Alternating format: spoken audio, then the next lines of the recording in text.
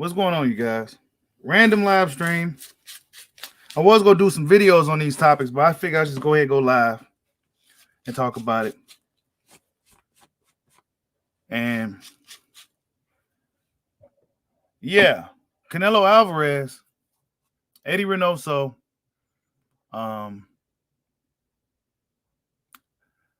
they come out and say that pretty much they're not fighting David Benavidez. Hold on, I'm trying to get my shit together over here. Yeah, they're not fighting David Benavidez.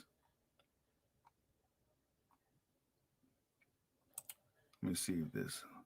I wonder why this is we doing that shit. Salute to the fans corner. What's going on? Waiting till people get in the building.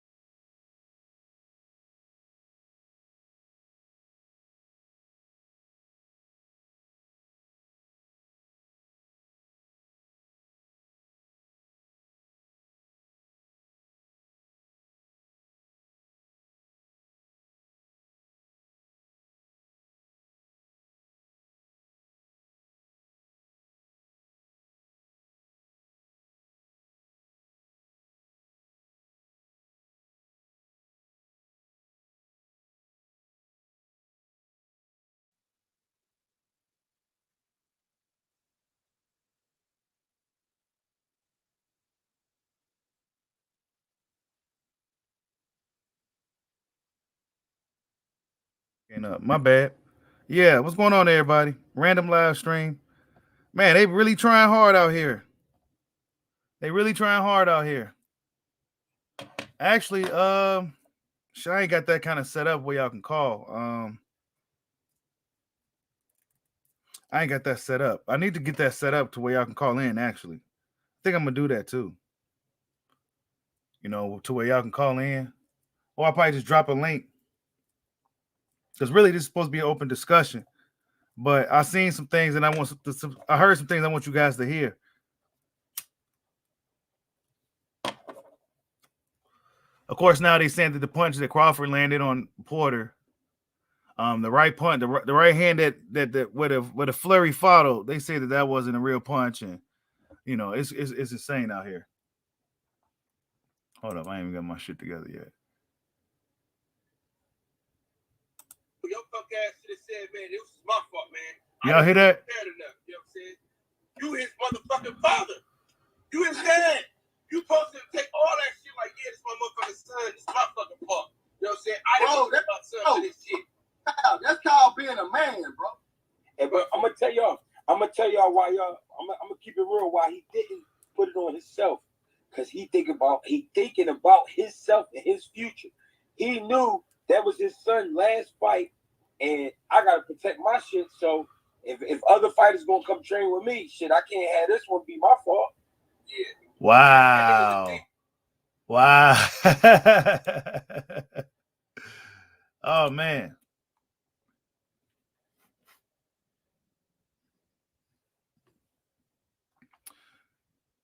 Yeah, that was Blu-ray. I'm not sure what these other two dudes is. One of them looked like Greg Hackett though. It looked like Greg Hackett. But yeah, they talking about the fight. They pretty much saying that it was not what it was. Respect you. Like he tried to. Yeah, let me drop a link. You supposed to respect him. Like you supposed to speak to him. Like you supposed to. Yeah, I seen him in Vegas. I met him at the gym in Vegas, and he was acting like that. He chilled out the next day, but he was kind of acting like, you know what I mean, like I'm Kenny Porter. Like we like, yeah, all right, bro. Nigga, like nigga, you got one fighter that fight wild in the motherfucker. And y'all go subscribe to my boy YSM Sports Media. Hey, listen, hold on. Hey, Kyle, hold on. See, these type of comments that got me on this stuff right here. Bud gave a reason for him to stop it. You act like Crawford wasn't going to knock him out. If it was a fifth, we all be drunk, my nigga. The fact of the matter, they just some haters, bro. Based off what I'm hearing from this, because this is what I was told to listen to. I really tired of hearing these guys complain about another brother winning and shit. You know what I'm saying? Really, these niggas just a bunch of lames and haters. They mad as hell Errol Spence couldn't do that shit. They mad as hell that Kenny Porter didn't think about throwing in the towel against Spence. But he knew what was coming with Crawford. Yeah, I'll drop that link in the comment section. I'll drop the link. You can go ahead and chat it up. You know what I'm saying? Let me go ahead and chat it up today. Open discussion. We talk about what you guys want to talk about. I mean, these guys is nuts out here, though. 190,000. They couldn't wait. They love them numbers. They couldn't wait for that. They couldn't wait for that. Yeah, you got to connect your mic and shit first, bro.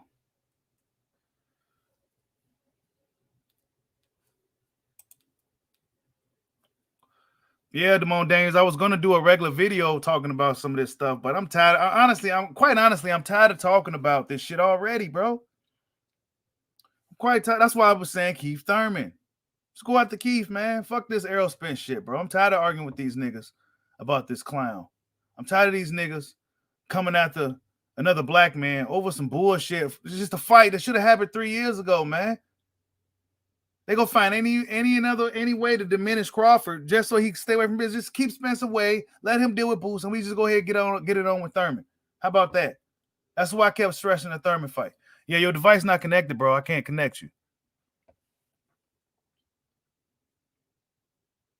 You know what I'm saying? Like, he said, boy, couldn't sell out YC. Actually, it was sold out, Terry. That facility where they was at, they were sold out. 12.5? Yeah, they were sold out, bro. Yeah, they were sold out over there.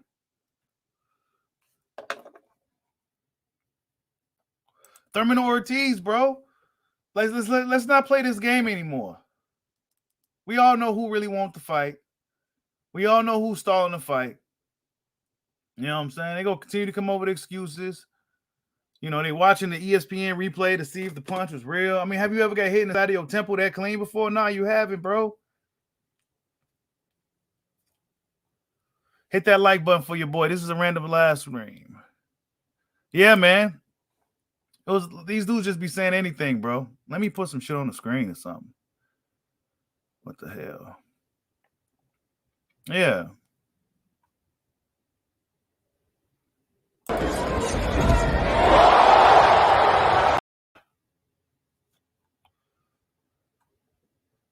Yeah, I dropped the link, though. Blue Blood said it was standing room, no empty seats. Yeah, if Blue Blood said it, come on. I'm really just tired of this Spence shit already, though. I'm tired of it already. Tired of this shit. If dude don't want to fight by now, then we need to just go ahead and go on to the Thurman fight, man. Because then if Thurman Crawford fight, that's going to really make Spence look crazy. All right, AOB easy. All right. You know what I'm saying?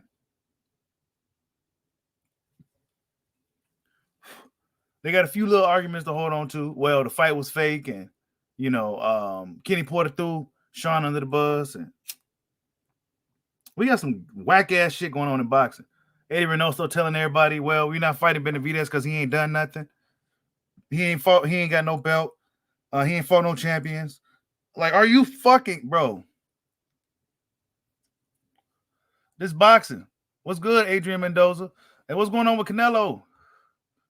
Reynoso and them saying that they ain't fighting Benavidez at all. They said that he ain't done nothing. Like, why these dudes ain't done, bro? What did Makabu do? Nothing, bro. Man, I'm sick of boxing, bro. I'm really getting sick of boxing. This Spence Crawford fight ain't gonna happen, y'all. That fight ain't about to happen. That shit ain't happening. This is why I'm gonna be pushing for the Thurman fight. I want to see that anyway. Because what we not gonna do that Hollywood bitch shit that Spence and his fans was doing. That's what we not gonna do. We want that Thurman smoke. There's no more Bob Arum, so let's make it happen. If I was Team Crawford, if I was part of Team Crawford, I'd be like, man, we ain't gonna waste too much time dealing with Spence. If you don't want to fight in 2022, early 2022, or sometime in the summer, or if we can't get nothing on paper, on contract or nothing, then man, let's move on, man. We ain't got time to be playing. Waiting around for these dudes. They said the Porter fight was fake, y'all. These dudes saying the fight fake. Hey, well, listen, the great speculation that I got is I want a lot of money off this shit here. I knew Sean Porter was shit. I told the world Sean Porter was shit. You know what I mean? And hey, cool, stop that, man. Because I told you Wilder was gonna get his ass whooped, didn't I? Hey, you did? Hey, I lost a lot of money on that shit. Hey, listen, Greg. All right, hold up. Yeah, that's Blu-ray, and I think Greg, and I don't know who that other guy is. But yeah, they talking about pretty much that the Crawford fight was fake. Yo. What's going on, man? What up with the man, Steve, bro? Yeah, it was good. I could barely hear you, kind of muffled. Hold up. Turn this. Matter of fact, I need to put some headphones in.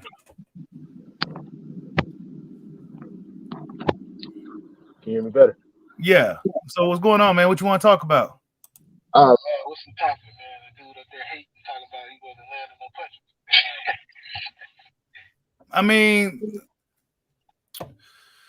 if you go back and watch the actual top rank replay, it shows him. Wait, hold on. I got super chat. Salute to Damone Daniels for the $2 super chat. He says the only Texas champ I respect is Jermell Charlo. And you know what? I do respect Jermell Charlo, but I don't like him. You know what I'm saying? But he's the only one that's like, you know, not moving like he's fighting all the toughest guys, man. Love him, like him or not. Yeah, man. They saying Sean Porter's trash now. They saying this and that and the third. I mean, this is what they're gonna do, bro. You know what I'm saying? That's how they do it. Any one of his opponents, man, you know they're gonna down, right? They're gonna down for him. They beg for this fight. They beg. I don't need to fight Porter. Get him out the way. You need to fight the PBC welterweight. Made the shit happen. Now your boy Blu-ray talking about, well, you know, just seems like Crawford just fighting Errol Spence leftover. Put his headphones in real quick. Then you got another group of people talking about Porter took a dive. Okay, now could you hear me? I had to put my headphones in. Yeah, I can hear you. Okay. Yeah. So go ahead, what you say? I was saying then you got another group of people talking about Porter took a dive. I mean, we knew this was likely gonna be an outcome after the fight. I mean, this is why I said, man, move on from this shit. Because Spence really is boxed in a situation to where he's gonna have to deal with one of these tough mandatories coming up. And if he don't get his shit together, then he gonna have to deal with them versus Terrence Crawford. Terrence Crawford just go off and fight Keith Thurman. He just fought a mandatory. So why these bozos trying to look up excuses and find reasons why this fight was fake and all this other shit? They need to be trying to see if Errol Spence go get his ass in the ring with Crawford before he has to deal with John Boots Ennis for lesser money and every fucking thing. Yeah, man. I mean, they need to figure it out, bro, because that's a lot of money on the table. They're gonna leave, man. Spence need to make it happen, man. They need to make it happen. I mean, they make it more difficult than it should be, and then it needs to be. This is boxing. You know what I'm saying? This is boxing. The best is supposed to fight the best. Like they trying to. I mean, I don't know. I know I'm tired of hearing people arguing about purse splits. I know that. Mm-hmm. They care more about the purse splits than the actual damn fight happening. Terry Smoot says Porter took a dive for his homie. That's all. Yeah, you see? There you go. I mean, talk about. Hey, salute to Boxing Syndicate in the building. Hey, y'all go subscribe to Boxing Syndicate. He says Bud will KO Spence easier. These fans will blame Derrick James. Bro, I'm telling you. I think he knocks out. I think he stops Spence. I agree, especially if he gets Spence hurt at any point. You already know what's gonna happen after that. I mean, is Spence going to be in an actual matchup between the two? Is Spence, will Spence be pressuring Crawford like he did other guys? No, I don't know. You know what I'm saying? What's up, big dog? I see you in the building. What's up, Sanctus? I see you. He says, Terry, your box IQ took a dive. Yo, man, it did, didn't it? He just don't hear saying anything. Took a dive. Yeah, right. But yeah, wait. Let me see. Let me see if y'all can hear this. What was your thoughts on the stoppage? You say what? What was your thoughts on that stoppage? I felt that Sean could have continued. Kenny Panic, man. I think Kenny Panic. Huh? Hold on, man. Somebody calling me. Hold on. You hear me? Yeah. No, I said, I think Kenny panicked. Yeah, he did.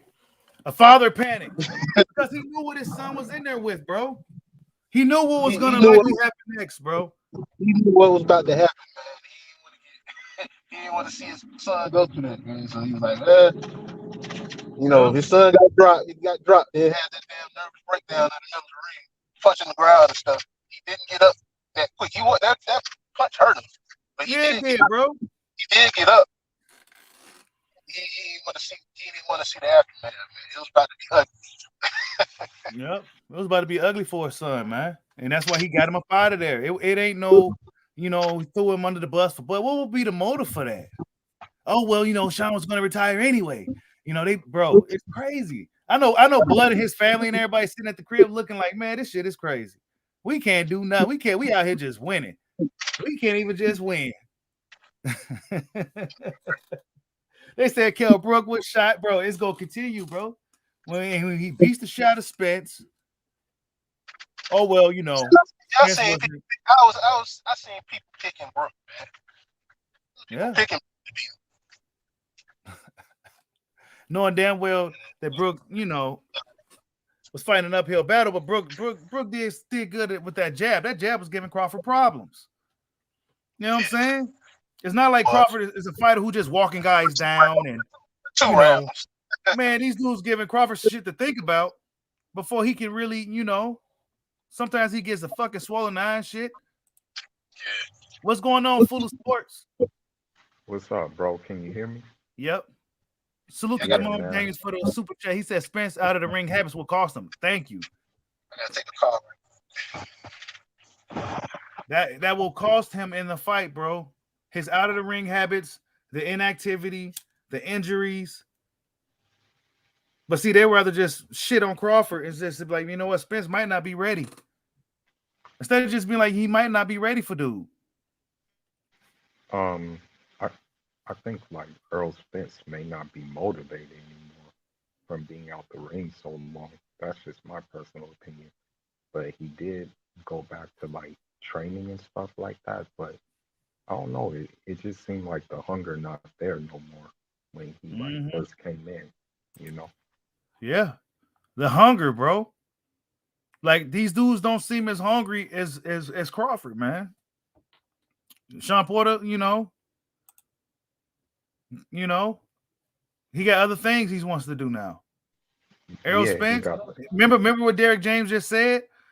He's been thinking about life and all that. Yeah, they don't remember none of that stuff. Errol Spence thinking about life and what he wants to do. That's what Derek James said. Errol Spence don't even know if he wants to come back to boxing.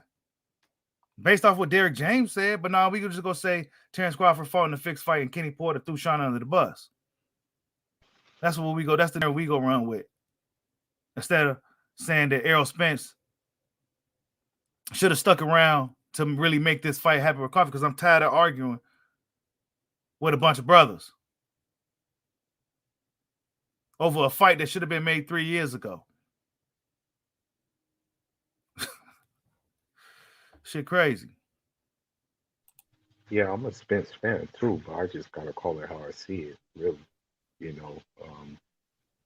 Because it's like at this point, I think I would rather see Boots fight Keith Thurman than Keith Thurman fight Crawford.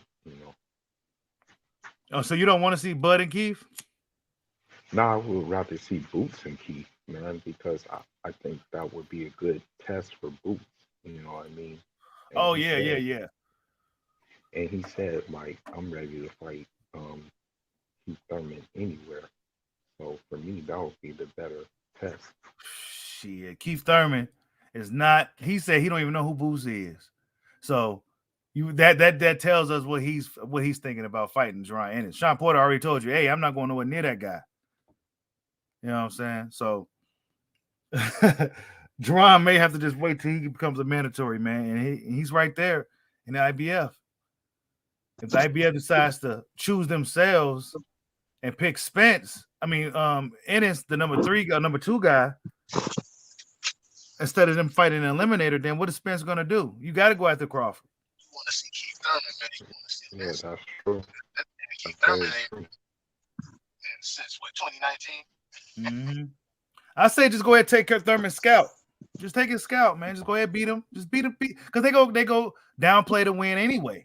They go downplay the Spence. They go downplay it all. Just go ahead and just get all these names. Just go ahead and get the names. Go ahead and get the names like they like to do. You know, beat up on Keith. Still a big fight. Still a good fight. If Spence ain't trying to get his shit, if Spence ain't trying to make the fight. I'm surprised. We know Crawford ain't budging on no 50-50 or no shit. He wants that 50-50.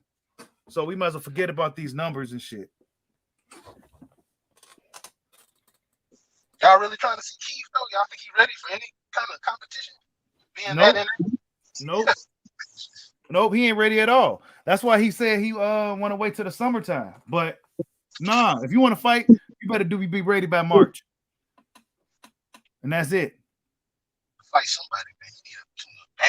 Keith be needing tune-ups and shit a lot, man. I mean, that's his fault, bro.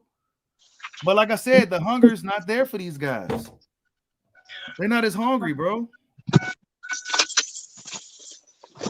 They're just not as hungry. This whole generation, man. To me, man, it's like they're just content. Yeah. What's going on? COD girl, Yeshua the Unifier. What's going on? Let's see who else in the building. Son of Peter, what's going on? He said, "But a level competition equals clown." Come on, man. You've been trolling pretty hard, Terry. Yeah, for me, it just seems like Earl Spence is just on some other thing. Because even like, I know this ain't a big deal, but when he came with all like the tattoos on his back, I'm like, man, really? Like, maybe not even thinking about boxing. He's thinking about other things. Yeah, he's thinking about life, bro, like Derek James said. He got a lot of money, more money than he probably ever imagined he'll have, fame. You know, he probably come from a regular average middle class family, both parents, etc. But he had, he got a lot. How hungry is he? We seen the footage of him getting worked in camp. Why would they release that bullshit? There's all kinds of conspiracy behind that. I mean, he just ain't looking good. He got into a fucking car accident. He's trying to live like a hip hop lifestyle. Almost turned into Broner 2.0. Keith Thurman 2.0. Yeah, Keith Thurman 2.0. You know what I'm saying? He hang out and party like Broner 2.0. I mean, yeah, the link is it should be let me put the link right here.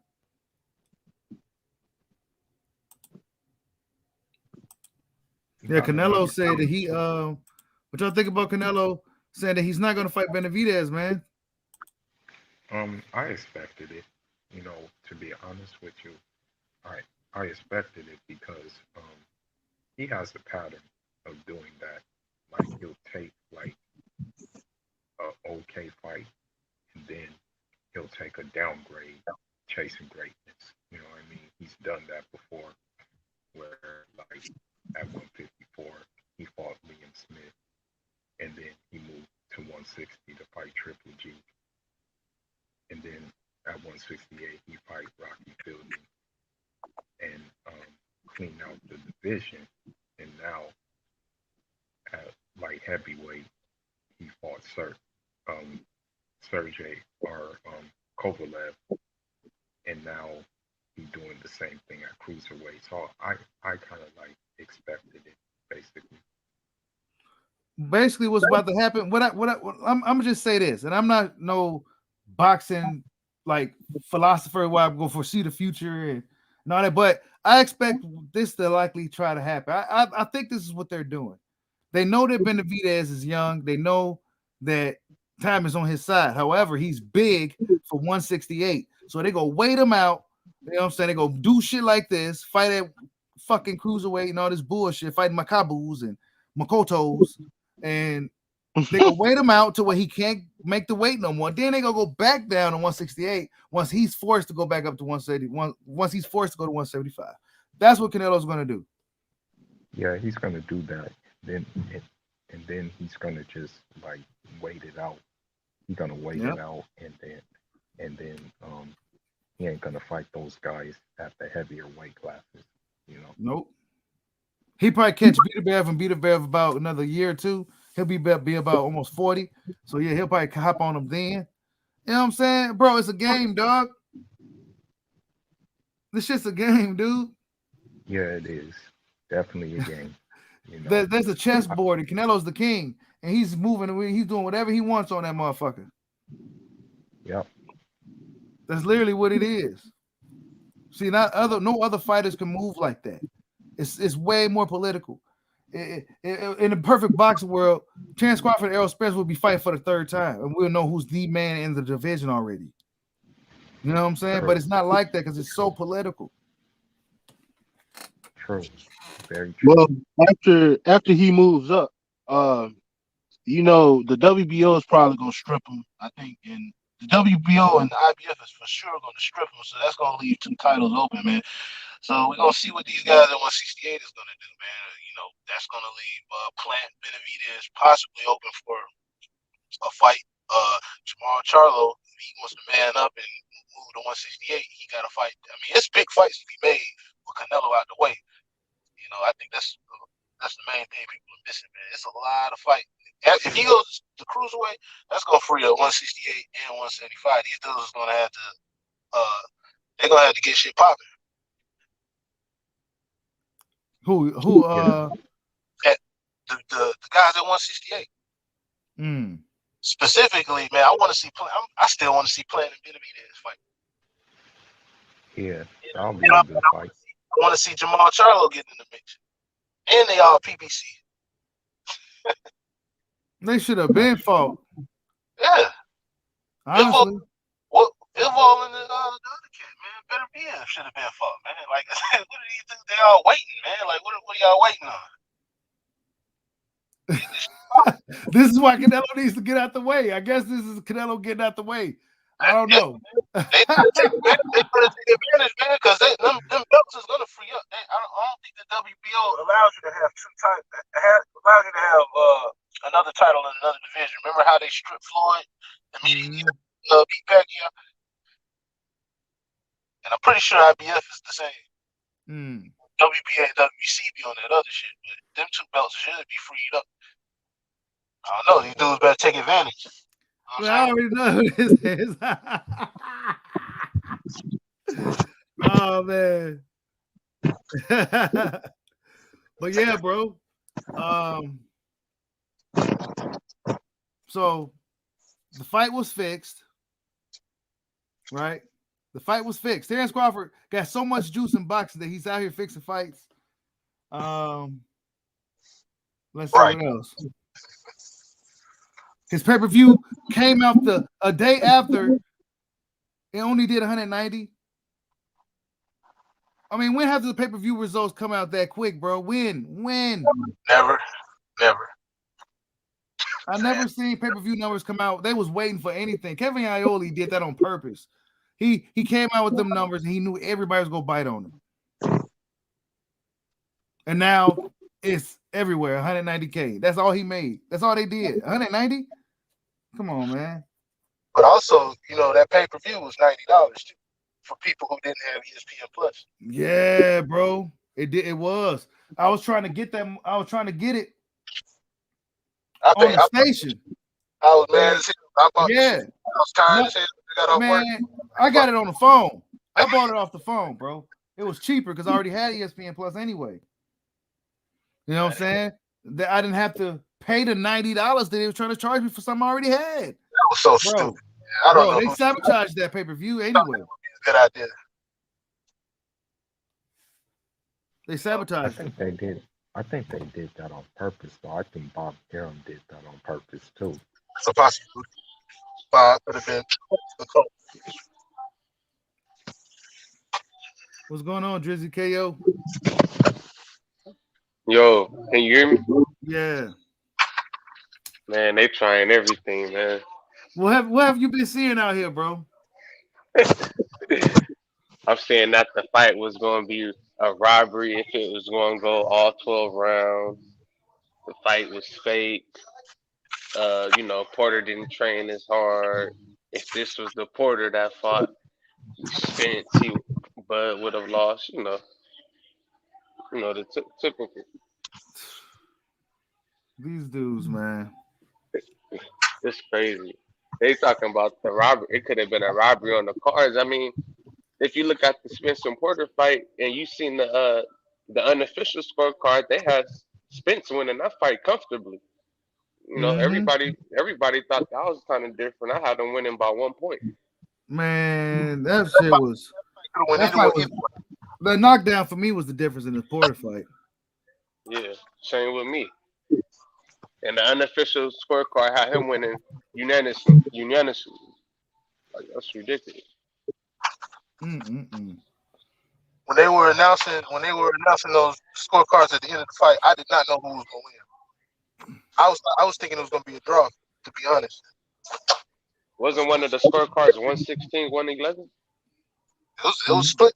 I think it was. Yeah, one of them was 116, 111, 115, 113. 116, 111. Yeah. Yeah, but they that knockdown. Look, yeah, man, I was at the fight. Like when they put the screen on Spence, the crowd low-key started booing him. For real?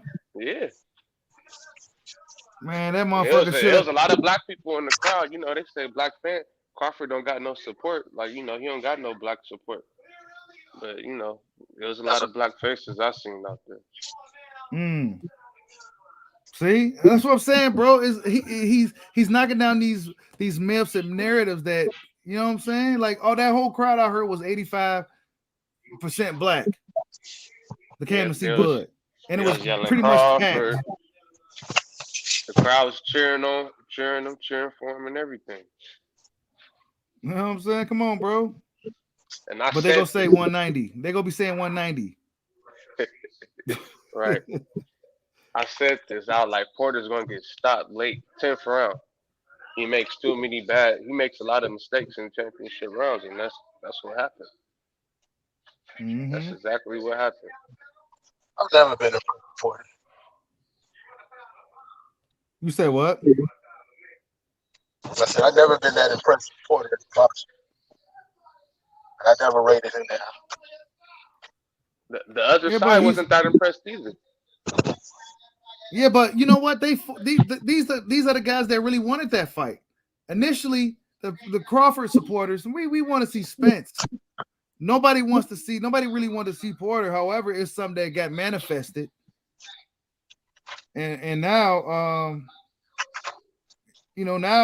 Porter was retired already, and all this shit. Right. I always knew how the fight. I always knew it was going to end the way it ended. That's why I was like, I was never really hyped about that matchup. But fans, mainly the Spence fanboys, they wanted that fight. They wanted a measuring stick to compare Spence win versus Porter to Crawford's win versus Porter. JD Blanca says after rewatching the fight, Crawford won every round for real, for real. I mean, yeah, I had him up 5-4, but people making it seem like it's factual that Porter was winning the fight. I mean, I haven't watched it again. I'm gonna go watch it again. But yeah, I see what people have been saying. I mean, I know, hey, Bushido, man, I know this is random, man, but have any of you watched the Wilder versus Fury 3 fight since it happened? No, I haven't. I just watched it again, man. That shit be fucking classic, bro. It's gonna go down as a classic. Hey, I didn't watch it yet, man, because I'm still, Bomb Squad was my guy. So, but Yeah, just emotion. It's like all emotions aside, man. right. That's lit, man. Hey, I was just saying that was the best fight of this year, bro. Yeah. Wilder was actually winning rounds in that fight, but people gonna take that away. Mm-hmm. They had hey, who is this C's dude? I don't know you, bro. Like, the link is only for like, you know what I'm saying? Like, I don't know you, bro. Wait, who is that? I don't know you, dog. One fight they're not talking about, but I'm actually looking forward to this fight this weekend. Is Stephen Fulton and Brandon Figueroa. Oh yeah. Oh yeah, that's a great fight this weekend. That's this weekend, right? Yeah, it's this weekend. Who that? Fulton and Figueroa. Oh yeah. That's a good one. That's about to be a good ass fight. Yeah, Tank for the fight. No, I rather those guys too little. Don't nobody pay attention to like people up under, unless they like up under 126.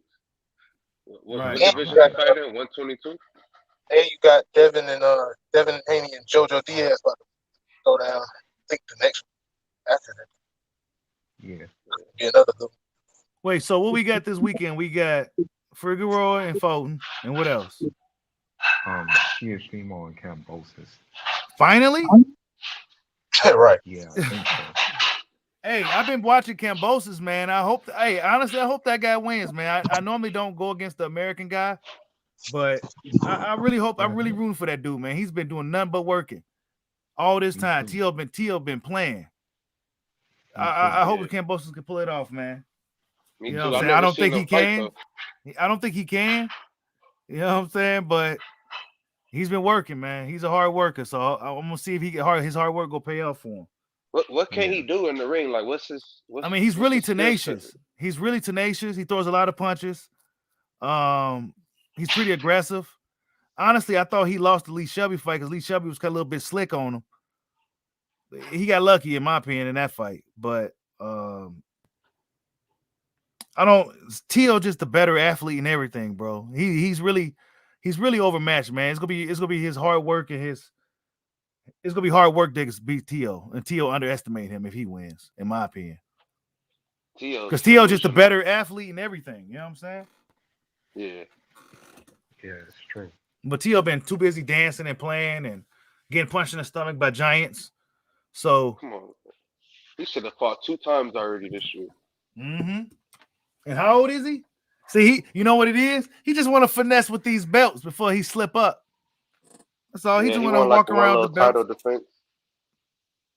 Yeah, just hold on to the belts and act like you've been a reigning champ, and he should have been fought. No, act like he undisputed. None of these guys, Ryan Garcia, he ain't fought. Right, all these young guys, bro, they should be fighting like 3 or 4 times. Like, what's going on? How y'all got for Haney and JoJo? I got Haney. To be honest, I know it sounds far-fetched, but it sounds. You say you got JoJo? Nah. I got Haney. I said who y'all got? Nah. I got Haney. I think he gonna make a statement. You know what? I think Haney gonna stop him, bro. Wow. That's gonna be big right there. So you think this is gonna be Haney's pretty much coming out party? He gonna stop this dude in impressive fashion. Is that what y'all saying? That's what I say. Wow. But when I was watching that Gary Russell fight, I was kind of feeling like JoJo was gonna stop Gary, but later in the fight, Gary made some adjustments and ended up winning the last 4 or 5 rounds. But I think it's gonna be tough the first couple of rounds, and I think Devin gonna pretty much style on him the whole fight.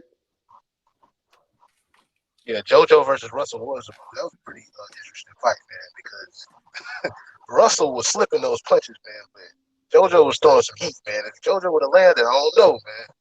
Y'all hit that like button for your crazy boy. body shots. Kobe's Universe salute. Adrian Pennant, did you see my message? No, I didn't see no message, man. Hold up. Oh, does anyone think the Bridgeweight division? Oh, I'm sorry. It says, does anyone think the Bridgeweight division is going anywhere in boxing? That's a good question. No, honestly, bro. Or, I mean, I'm sorry if I'm not sure. But I don't think it's going to go anywhere. I don't think it's going to go anywhere. If they get some names, they're going to get some names down there. You know, it's not going to go anywhere until the WBA, the IBF, and the WBO get on board. Because as far as right now, it's just WBC with Bridgeweight shit. JD Blanco said Ward was biased against Crawford as usual. Yeah, people were saying that, bro. They were saying that Ward was biased. I wasn't really I couldn't really hear it because, you know, I was live and I didn't want the sound to play, so I didn't really hear the commentary, honestly. But they said Ward was biased. Maybe Ward just being hard. You know, he's friends with both guys. I mean, I don't know. You know what I'm saying? That's how you know the fight wasn't rigged. If you have Ward being biased, right? The fight was fair and square. Like fair and square, bro. WJ Luckett says Spence Porter only did 170K buys. Crawford Porter did 190K. What are we talking about here? See, is that what Spence Porter reported? Because I don't even remember those numbers, bro. They said it did. They said it did 350K. Yeah, they always say that. Here we go. Loyal to the game boxing. What's up, man? What's going on, man?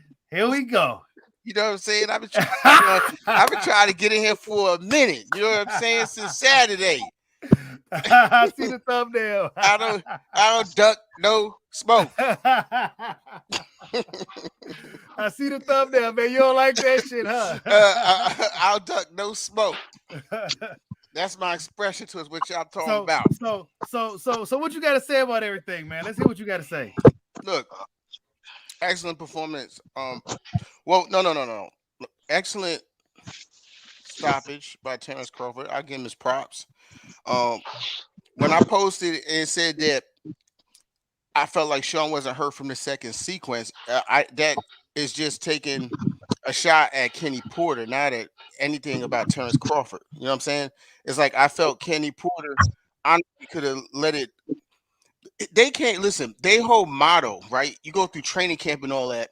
Their whole motto and mantra was war. Talking about Hagler Hearns, war, right? And then Sean go down.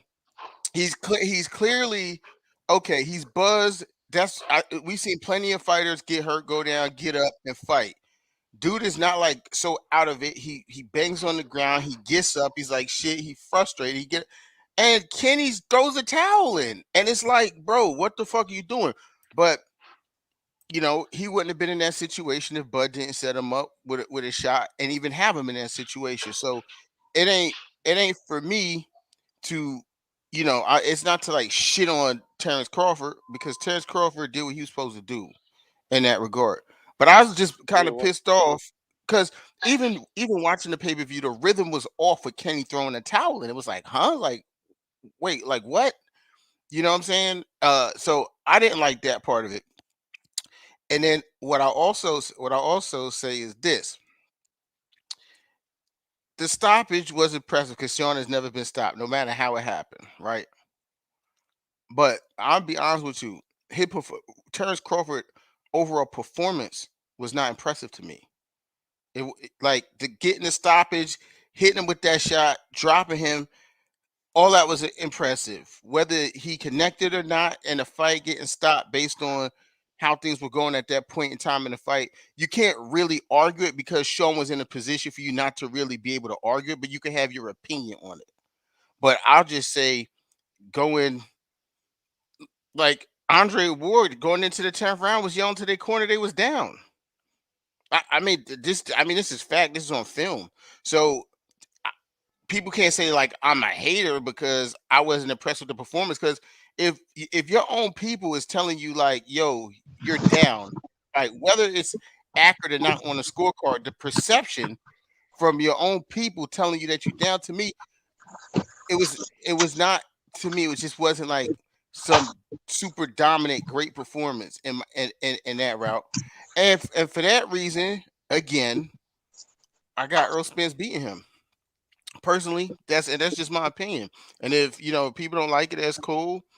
Like, I respect people saying that Terrence Crawford will win. That's cool. I like that, don't bother me. But in my personal opinion, I didn't see nothing in that fight that scared me at all about Spence fighting him. And to be honest, while I was watching the fight, I got more and more confidence about them fighting. Because why doesn't Spence feel this confidence? Why he leave? Listen. Why he leave? I'm gonna address that, right? Because I don't go with all the narratives and all of that. Like, oh, he ran and all this. I don't go with all those narratives. Number one, and I pointed this out on my page from the week before, right? While Terrence Crawford was dealing with Top Rank at ESPN, he had to say and do what they wanted him to say and do. The week before the fight, not fight week, but the week before the fight, he did a interview podcast. He was asked about Errol Spence, and he said basically the fight's behind them, this, that, and the third. And then the following week, he has somebody trying to petition the WBC to become the mandatory. What that lets me know is that Top Rank and ESPN knows that they're not going to be able to make the Spence fight. I'm not talking about Terrence Crawford. I'm talking about Bob Arum, ESPN, and Top Rank. I think they know between them and Fox and them and PBC that there's no deal. There's probably no talks about a fight. There's no deal. There's no nothing. But that doesn't mean that the fight can't happen. That just means that they're not doing business. And to be quite honest, how can they? Like, Terrence Crawford, pay-per-view numbers, 190. Before that, 120, 150. They never even report. It's interesting that he's fighting on the same platform, same app, same platform, but with the American fight. It took over 3 weeks for them to give us a vague number, but now that he's gone, we get a number in 2 fucking days after the fight. Are those official numbers? I mean, normally numbers don't come out until like Wednesday of the following week, bro. I would listen, and I probably would agree with that, but you have to think, all right, that is because those pay-per-view fights are on different cable broadcasting companies. I have Comcast, you may have Cox, someone may have RCN, someone may have Dish Network, someone may have DirecTV, and they may have Showtime, and they're ordering it. That's how things get tallied up. The UFC pay-per-view numbers don't come out that quick, bro. Listen, but is the UFC fighting on an app? Is my question. Yes, ESPN Plus. Yes. Okay, absolutely. They fight on the UFC fights on many different platforms for pay-per-view, not just ESPN Plus. ESPN, bro. They on ESPN. Exclusively. Plus. I believe so. If I'm not mistaken, yes. Exclusively. And all their pay-per-views, you got to order them on ESPN, bro. So that's why Bob Arum tried to do the shit with Crawford, but he didn't put enough into Crawford to even try some shit like that. Not to mention, it would have been $90 for this pay-per-view if you didn't have ESPN Plus already. It was sabotage. Right, and that's what I paid for it. I paid $90 for it because I paid $90. Yeah, it was 80.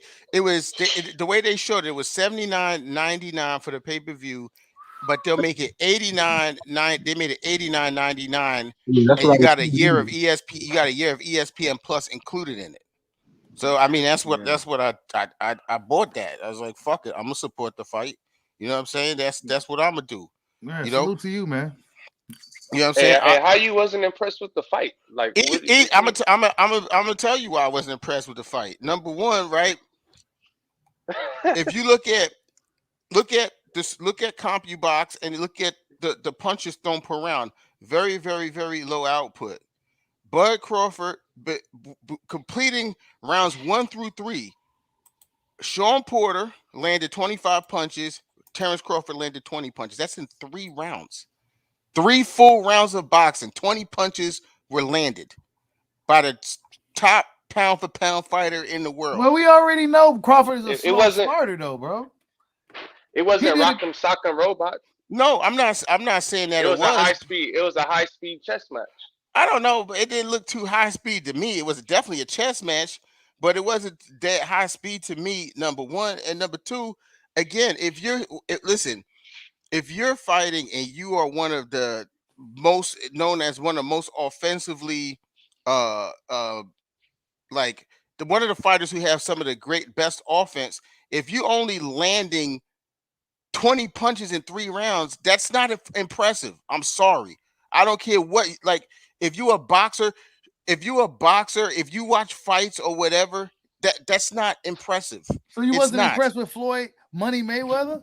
Floyd made Money Mayweather didn't get hit. He didn't get hit much, but he landed more punches than that. Around? You tell me a fight. Tell me a fight. Floyd Money Mayweather landed only 20 punches in 3 rounds. Bro, but listen. Terrence Crawford did a good job of neutralizing Sean Porter's game. They both Sean did a Porter good job. wasn't able to do what he normally does to everybody else. Right. It wasn't going to be the prettiest fight. Fighting Sean Porter is never pretty. But Right. Terrence Crawford handled him better than anybody else has. This fight was actually cleaner to me than Sean Porter versus Spence. Well, Sean Porter versus Spence was 2 guys going straight at each other. But Bud Crawford has many different styles. You know what I'm saying? Bud Crawford could fight over his back foot, southpaw, orthodox. He could do all of those things. Listen, there's no shot to Crawford in this. I'm just saying, just like Jose Benavidez, the knockout was impressive. The performance was not some virtuoso fucking performance. Point blank, period. It wasn't. I commend him for doing the stoppage, but the performance, what I'm saying is, Errol Spence is a very patient fighter. He's not Sean Porter. He's not going to be lunging in there with his face, putting his head down, swinging over to be counter, jumping in.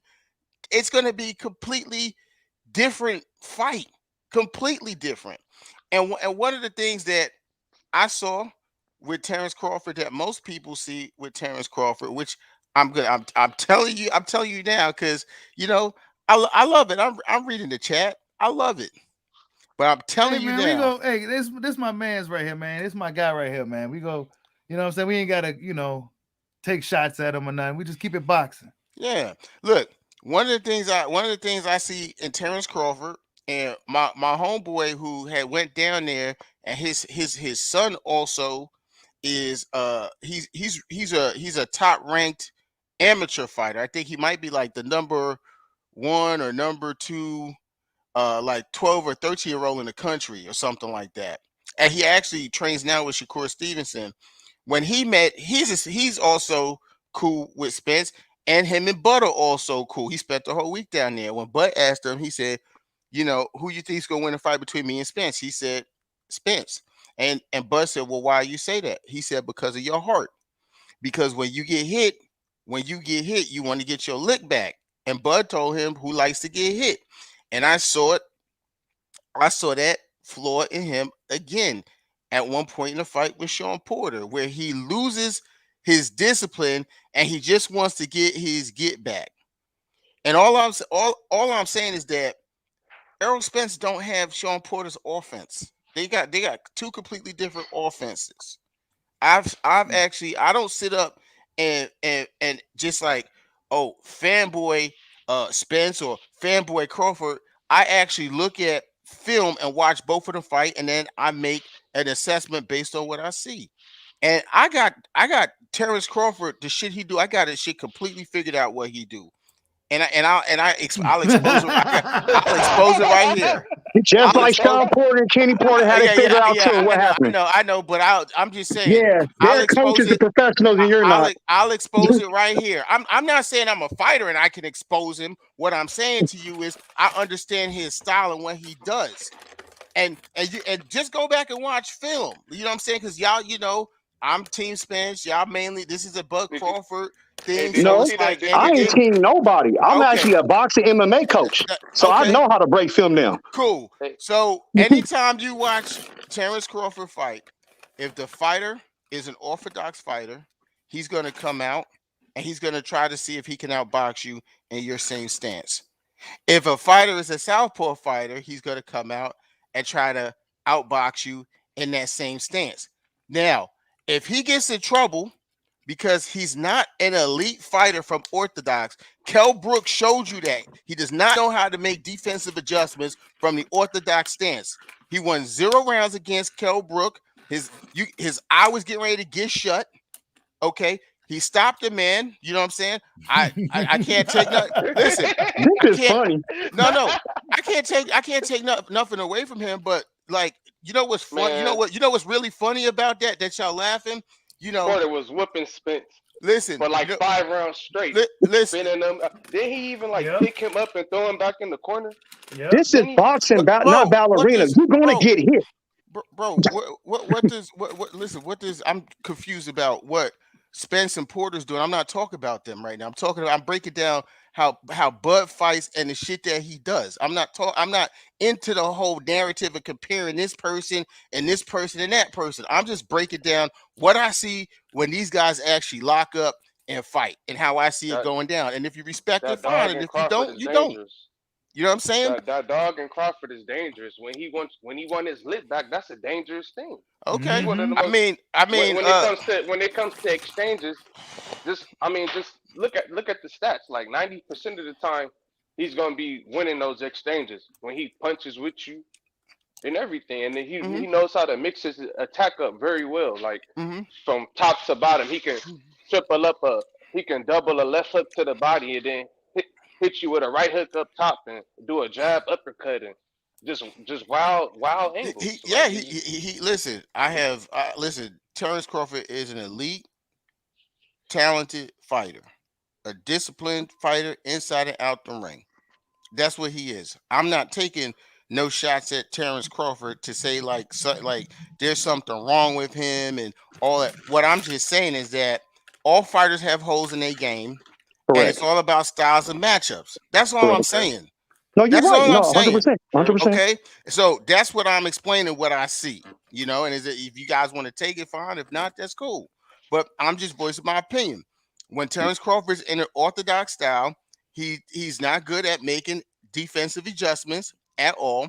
And he's not as good of a boxer out of that stance at all. If you go take a look at the time that Gamboa cracked him, he was in an orthodox position, and as soon as he got hurt and you saw the little wobbliness in his knees, he instinctively turned back southpaw. Instinctively, because that is really his strength and how he boxes.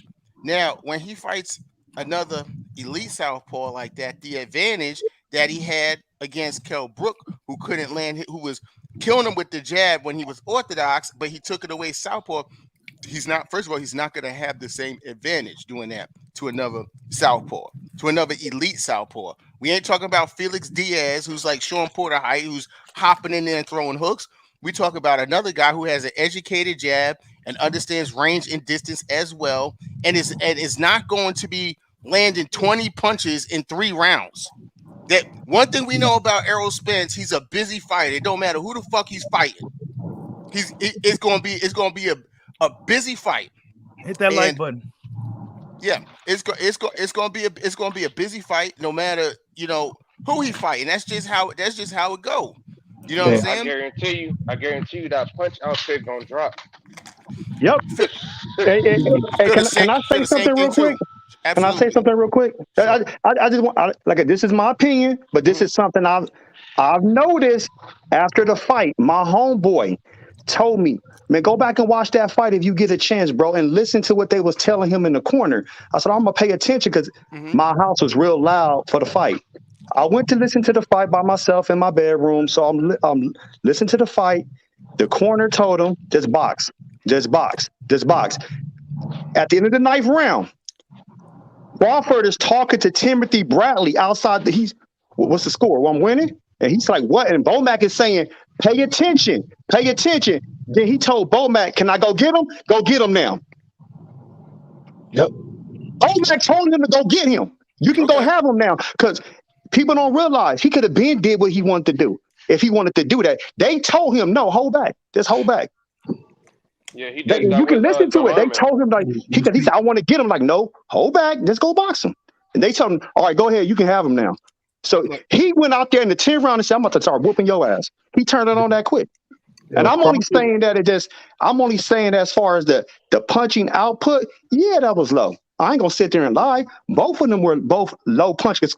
Sean Porter throws way more punches that he didn't even get a chance to throw more punches than that. Because Crawford neutralized his game plan, and it was more. Yep. If you don't want to believe me with this, or anybody believe me, it's okay. But Teddy Atlas came out with the fight plan review of the Porter Crawford fight. I said the same thing to my nephew after the fight. I said Crawford is playing psychological games with Porter. That's why he's getting tired. He's pushing him back, letting him know with the high guard, you don't phase me. You're not strong. He's picking him up against the. He's letting him know you can't do nothing to me tonight. Like, I'm going to really play with you. And Porter is like getting furious because it's like, yo, I'm usually the one coming in here being the bull to people, and it didn't go his way. And Crawford knew that. That's why he said, I knew I had him figure out to the first round. And I was like, what the hell you mean you had to figure out the first round? So when I went back to look at the fight again, I'm like, oh, okay, I see what he's talking about now. But I mean, styles make fights. I don't care about no pay-per-view number. I don't care if Spence sold 1 million pay-per-views. Congratulations to him. That's just another black man making it. I don't care if Crawford don't get 200 and everybody laughing. To me, he's a black man. At least he ain't out here robbing nobody. He ain't killing nobody. So I feel like, to me, regardless who's undefeated or not, if it's Spence is undefeated when he retired, it doesn't matter. They made it. Some people don't even get in that position, so it doesn't even matter to me. At the end of the day, I know who I like. I know the people. I don't even dislike Errol Spence because I'm glad he's doing something for his family. I just like how people treat the situation. Because to me, I can remove my feelings from the situation. I always tell my people, even if he don't never fight Crawford, he's going to have to be careful because I've seen this in history when it comes to boxing. If you don't fight the people you're supposed to be fighting with, that's a line, you're going to fight somebody that's thinking, oh, I'm going to whoop his butt tonight. They're going to come in there and knock you out. We seen it with Vernon Forrest, with Mayorga. It happens. This stuff happens when you don't fight. And you thinking like, well, I can fight him in the next year or next 2 years, and you're going to fight somebody you're not even thinking and paying attention to. And that can go for Crawford too. It can go for anybody, though. It can go for anybody. And that's what's so sad about this situation. And it's very sad because it's the fact that we want these fighters to fight. If Crawford was to lose, we already know. They're gonna clown him. But to me, at the end of the day, that's gonna go either way, you know. Hey, hold on. Let me read the super chat real quick. I'm sorry. Damone Daniels, salute for super chat. He says, "What happens to Free Smoking Man Down? Explain it." I guess he's talking to the lawyer to the game. You want me to address it? Yeah, like what happened to Free Smoking Man Down? Well, Free Smoke and Man Down disappeared when he started drinking and partying and doing fat camps. That's when it disappeared. Yep. I mean, there's no one to blame but him for that. See, I'm a Spence guy who could tell the truth about shit. You know what I'm saying? I'm not gonna sit here and defend and be like, oh nah, it's because this. I made a post. Listen, I made a post before this fight. Matter of fact, when this fight was announced, I said Terence Crawford was gonna stop Sean Porter. And then people said, no, I can't see it. Sean ain't never been stopped. But styles make fights. I saw it. Sean Porter is a mixture between Felix Diaz and Jeff Horn, pretty much. And Terence Crawford manhandled both of them. Sean's not an elite boxer. He got better as a boxer later in his career once his dad brought Barry Hunter in. But he's basically the same guy who, at heart, who's the person who got knocked out, putting his head down and swinging, over his head. That's who he is. And a person like Crawford is going to tee off on a nigga like that. I mean, that's just 100. As soon as he became undisciplined and started doing that, that's when he got dropped and robbed. You know what I'm saying? But to go back to the Spence and Porter fight, or because I'm addressing this question about Man Down, that's all on Errol Spence. He the one fucked that up. He the person who's in the way of his own self, unlike Terence Crawford. Terence Crawford, you don't see him partying. You don't see him undisciplined outside the ring. You don't see him with a big ass gut. You don't see him looking disoriented. You don't see none of that shit. You don't see that shit. You know what I'm saying? So I respect Terence Crawford in that way. You know what I'm saying? But when it came to Errol Spence, the reason I had picked it because Errol Spence should have stopped Sean Porter first. But Errol Spence didn't come into the ring 120% like Sean Porter and Terrence Crawford did. He came in first off the Mikey Garcia camp where he was saw at a boxing expo before that and was fat as fuck. Did nothing but drop weight, didn't work on nothing. He said he wanted to knock Mikey out, and then he made the excuse about not knocking Mikey out. I was at the fight ringside. He was trying to knock Mikey Garcia out. I saw it in the 9th round. He tried to, but he didn't have it in him. He didn't have it in him. After the fight, he says, when I was supposed to be doing, I didn't do no strength and conditioning. I was pissed off. I paid my money to go down there and watch that fight in Texas. You know what I'm saying? He's gonna turn around and say, I didn't do strength and conditioning when it was time for me to do my push-ups and sit-ups. I was playing the game. I was pissed off as fuck when I heard that. Yeah, he got an excuse for every win. You know that, right? No, I'm just, but it's evident. And what I don't like, you know what I'm saying? Because if I'm honest about that, what I don't like is the other side go through a whole period of calling him a drunk and undisciplined and stuff. And then when you actually bring it up in a factual context for them, then they throw it out the window and be like, well, nah, that's just an excuse. But we all know that that's what was going on with Homeboy. And it was going on so bad that, 2 weeks after his Porter fight, he was, unfortunately was in an accident. He was living way too fast. You know what I'm saying? And well, Crawford, Damone Daniels says, hold up. Damone Daniels says, why are you picking him over Bud knowing his habits? Salute for the super chat. Well, the reason I'm picking him over Bud knowing his habits is because, first of all, that's my guy. Secondly, I honestly believe that he could always beat Terrence Crawford. And like as of right now, I don't see those same bad habits going on with him. Right now, he's not fat. He's not out of shape. He's still hitting the gym. He's doing the things he needs to do. He's not just going into a camp, getting ready for a fight after partying for 8 months and drinking and doing all this shit he's doing. So I just feel as if that if he is, and then again, I'm not making no excuse because I'm picking him to win. If he lose, he lose. You know what I'm saying? But I'm picking him to win. But I don't know, who he is completely after the car accident, and if he can be back to the guy we saw in the ring against Kell Brook and Lamont Peterson. The guy that was in the ring against Kell Brook and Lamont Peterson will pummel and run through Terrence Crawford. The guy that the guy that was in the ring with Kell Brook will pummel Terrence Crawford. Wow. Pummel. It won't even. It won't be. It ain't going to be pretty. What's going to happen right there? Oh, hey, I respect. No, I respect your opinion, man. Like it's all love, and I love everything you're saying. I have a question for you, and this is something I've always thought about. What should Earl do if this fight doesn't happen? Let's just say, hypothetically speaking, it doesn't happen. Should he just move up to 154? Yeah.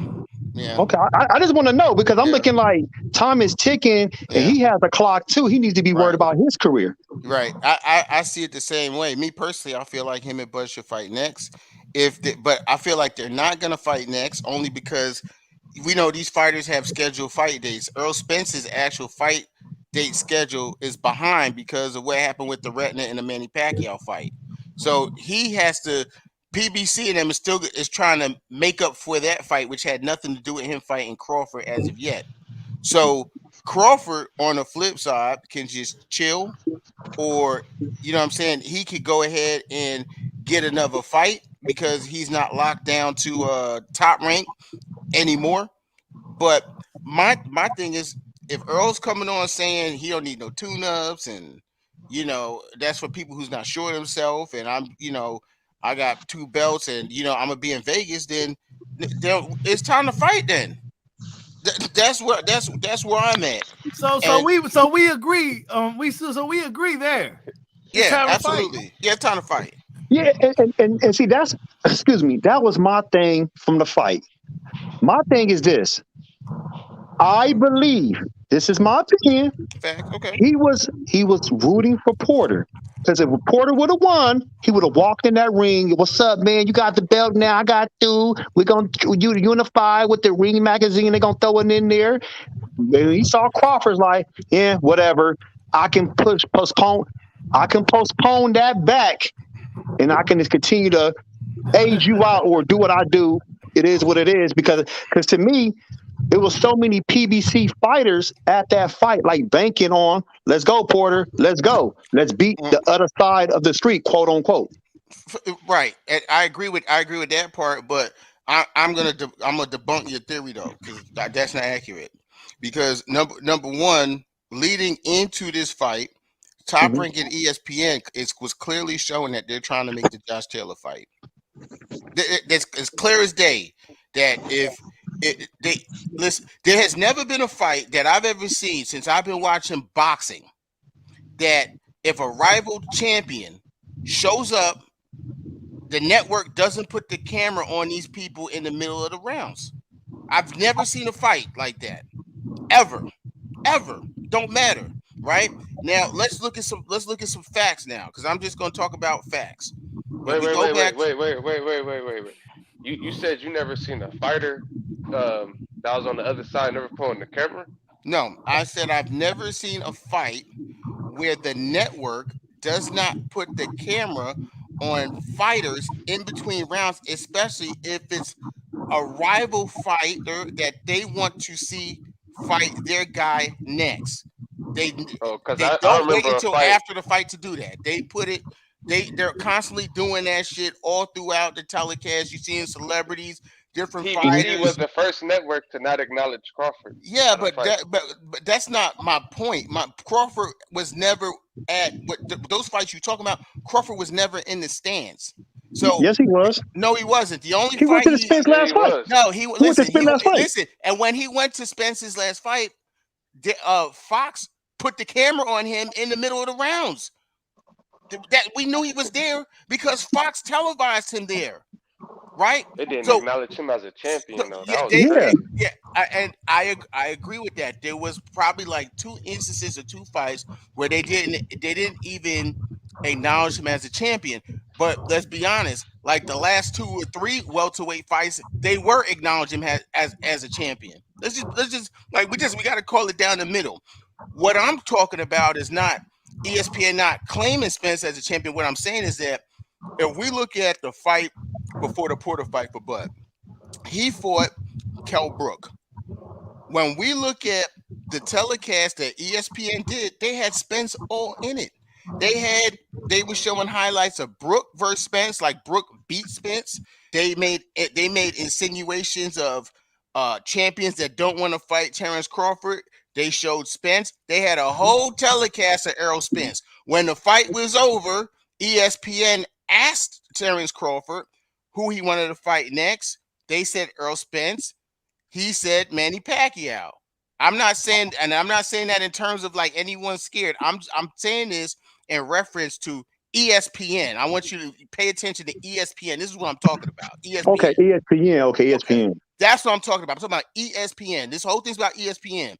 So this whole telecast with Kell Brook was nothing but Spence throughout the whole telecast, trying to build it, right? Now, Bud's very next fight, right? Spence comes there. ESPN doesn't even acknowledge he's there. With Spence's very next fight, ESPN is interviewing Josh Taylor in the beginning of that and trying to promote that fight because that is the direction they wanted to go in. You also have to understand that PBC and Top Rank and ESPN had to negotiated a fight for a PBC fighter to fight there. There are probably rules and stipulations about can someone go in the ring. Okay. Now, secondly, how would if Sean Porter is a PBC fighter, right? And he beats and he somehow mysteriously beats Terrence Crawford in a fight.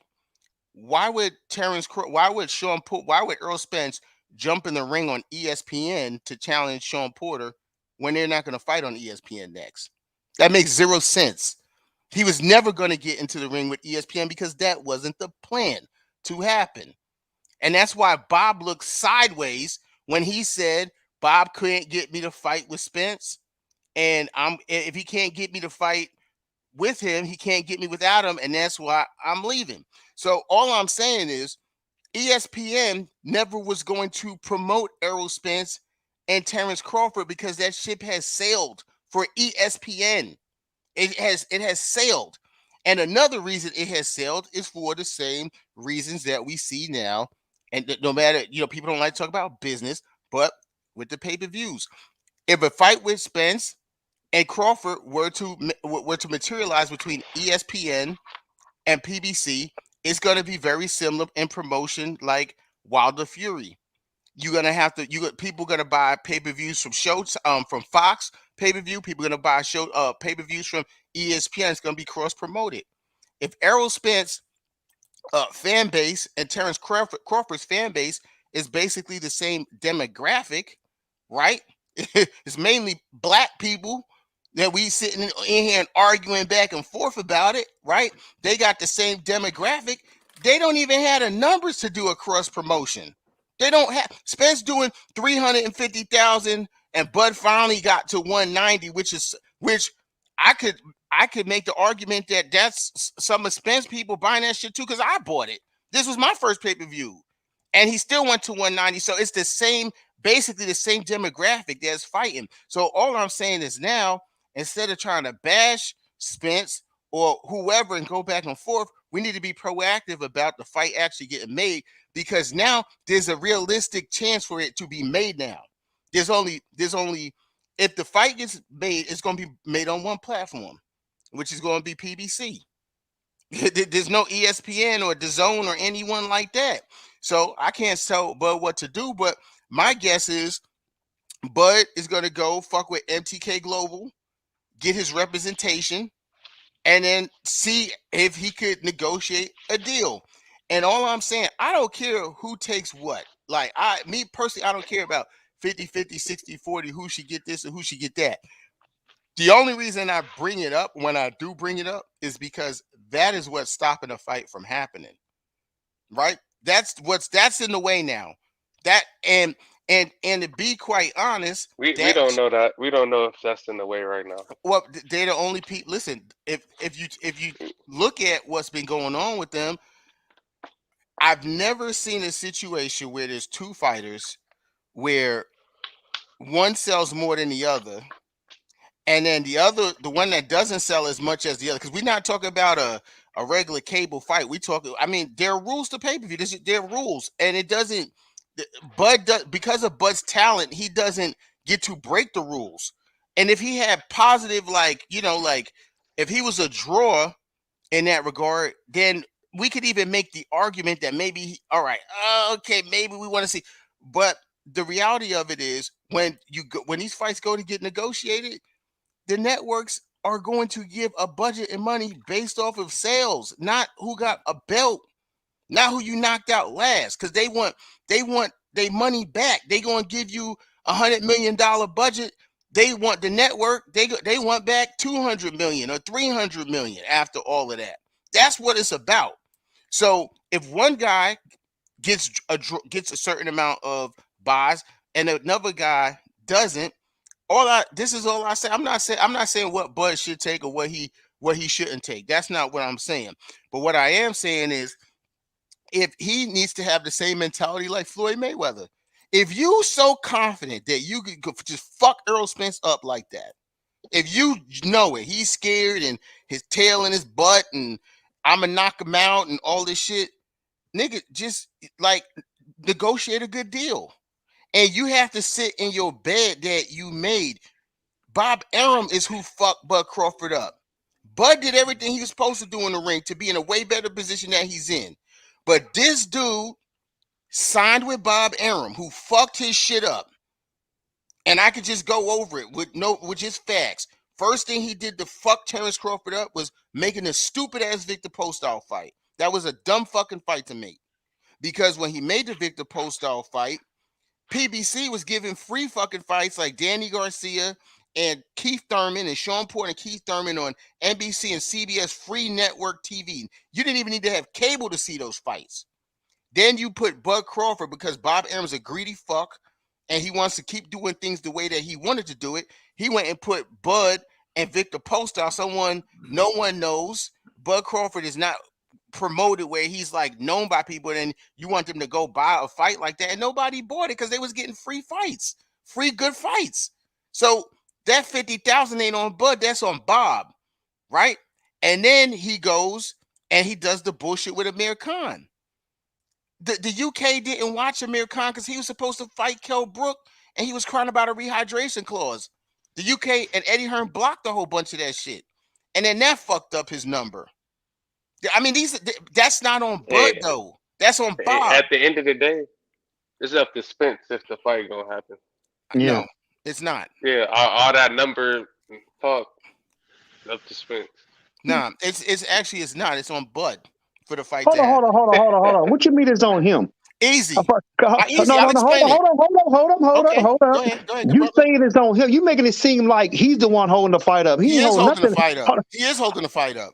Let's be factual. Like, let's just be factual. Who's holding the fight up? Crawford? Yeah, Crawford's holding the fight up. Crawford stay in shape. He's not the one getting drunk. No. Listen, accidents. Regardless He's of not that, the they one still getting beat had up this. and sparring, getting his eyes detached. Look, regardless of all of that stuff that you just said, Errol Spence and Terrence Crawford have had the same amount of fights. I mean, Terrence Crawford now has one more fight than Errol Spence. And if Errol Spence wasn't, even with the pandemic and his car accident and his layoff, Bob Arum couldn't find Bud Crawford fights. They're at the same amount as being active. But it ain't just Errol Spence. Nobody over there on PBC wanted to fight him. What he's supposed to do? He got to take whatever comes to him. And you're 100%. Danny Garcia turned down $4 million. Keith Thurman turned down $5 million. Yeah, I want $10 million. What he's supposed to do? That's not. You only can do so much, okay? Because if the tables was turned and Crawford was doing this, everybody, that's messed up. That's what I'm saying. This ain't nothing new. My thing is my how I feel about the situation is when he signed the contract, he didn't know what he was signing because he's looking like, well, this guy brought me in, Bob Arum. Before Crawford got the top rank, he wasn't even on top rank. Mikey Garcia went to go throw an alley hoop out there saying, y'all need to sign him. Y'all need to sign him. That's how Crawford got the top rank. With his loyalty, he re-signed because he's thinking, okay, Bob looked out for me when nobody thought about me. I'm going to come over here. I'm going to stay. It didn't happen. That's life. That happens through friendships, family members. You can't get mad about that. At the end of the day, it's a business. Nobody can. If Spence saying behind closed doors, and he's been saying it because Floyd Mayweather came out 2 years ago saying we're not going to make that Spence Crawford fight. I remember that. Yes, he could go. You can YouTube this. He said because he's not ready. He's not. He's not ready. That's not. No false narratives. I know. I follow all this. That's not accurate. False narrative. I know what I heard. That's a fuck. Hey, hold up, real quick, you guys, real quick. Salute to Demondes for another super chat. He says Spence doesn't go at Bud like he did Keith, and everybody hit that like button. We got 65 people up in here. We got like 48 likes. We need to get like 60 some likes. All right, go ahead. Okay, so. You gonna have to bring a receipt on that because I got to give. That's no problem. My thing at the end of the day, Crawford closed with his fight. You got the people out there in the stands surrounding him and Steve, what you call it, Nelson, surrounding him like they want to jump them or something. Because Steve Nelson talked about that on his Instagram, saying like they wanted to jump us. He said we didn't, run or nothing. We stood right there being cool. They wouldn't let us in the ring. Then you hear Spence, why he coming to my fights? I'll never go to his fight. When you talk like that you would never hear Hearns and Leonard talking like that. You would never hear De La Hoya and Trinidad talking like that. So when somebody talks like that, it's like, well, damn, dude, this is a gladiator sport. Do you want to fight or not? And if you don't, it's okay. That's my thing. It could be all you have to do is like, he was at my fight for show. Well, right now, I'm not thinking about Terrence Crawford. I'm thinking about my future. Ain't nobody gonna knock you, but to disrespect the man that's coming to see you and is trying to make the fight. Crawford ain't gotta see win, lose, or draw. It doesn't bother him. He's a throwback fighter. But when you do the stuff and you hide and this and this and this, and when people see this and you run out the arena like you getting ready to train for the Las Vegas Raiders, people like, then what the hell? Then you asking Ellie Setback, where the Uber section at? You know what I'm saying? Like, damn, like, is it that serious to get out there that quick? It ain't Okay. that serious. So I mean, this my is thing is just the Wait, fact and that, then Crawford called out Spence twice. This is the second time he did it. He yeah, called him out after Amir Khan. He was tweeting at him, all types of stuff. Went to his fact. No, fight. that's 100% facts. I'm not disagreeing with that. But I'm gonna unpack what the gentleman just said, because he said a lot of stuff. You first brought up the whole loyalty thing about Bob Arum, and Crawford wasn't with, he was with someone else, and Bob Arum, and he resigned out of loyalty. Listen, I get all of that, but when you sign a contract with someone and you do business with them, whether it's out of loyalty, whether it's out of intelligence, whether it's out of anger, it don't matter. Whether you forced, you have to lay in the bed of the decision you made. yeah, you're right. No, you're 100% right.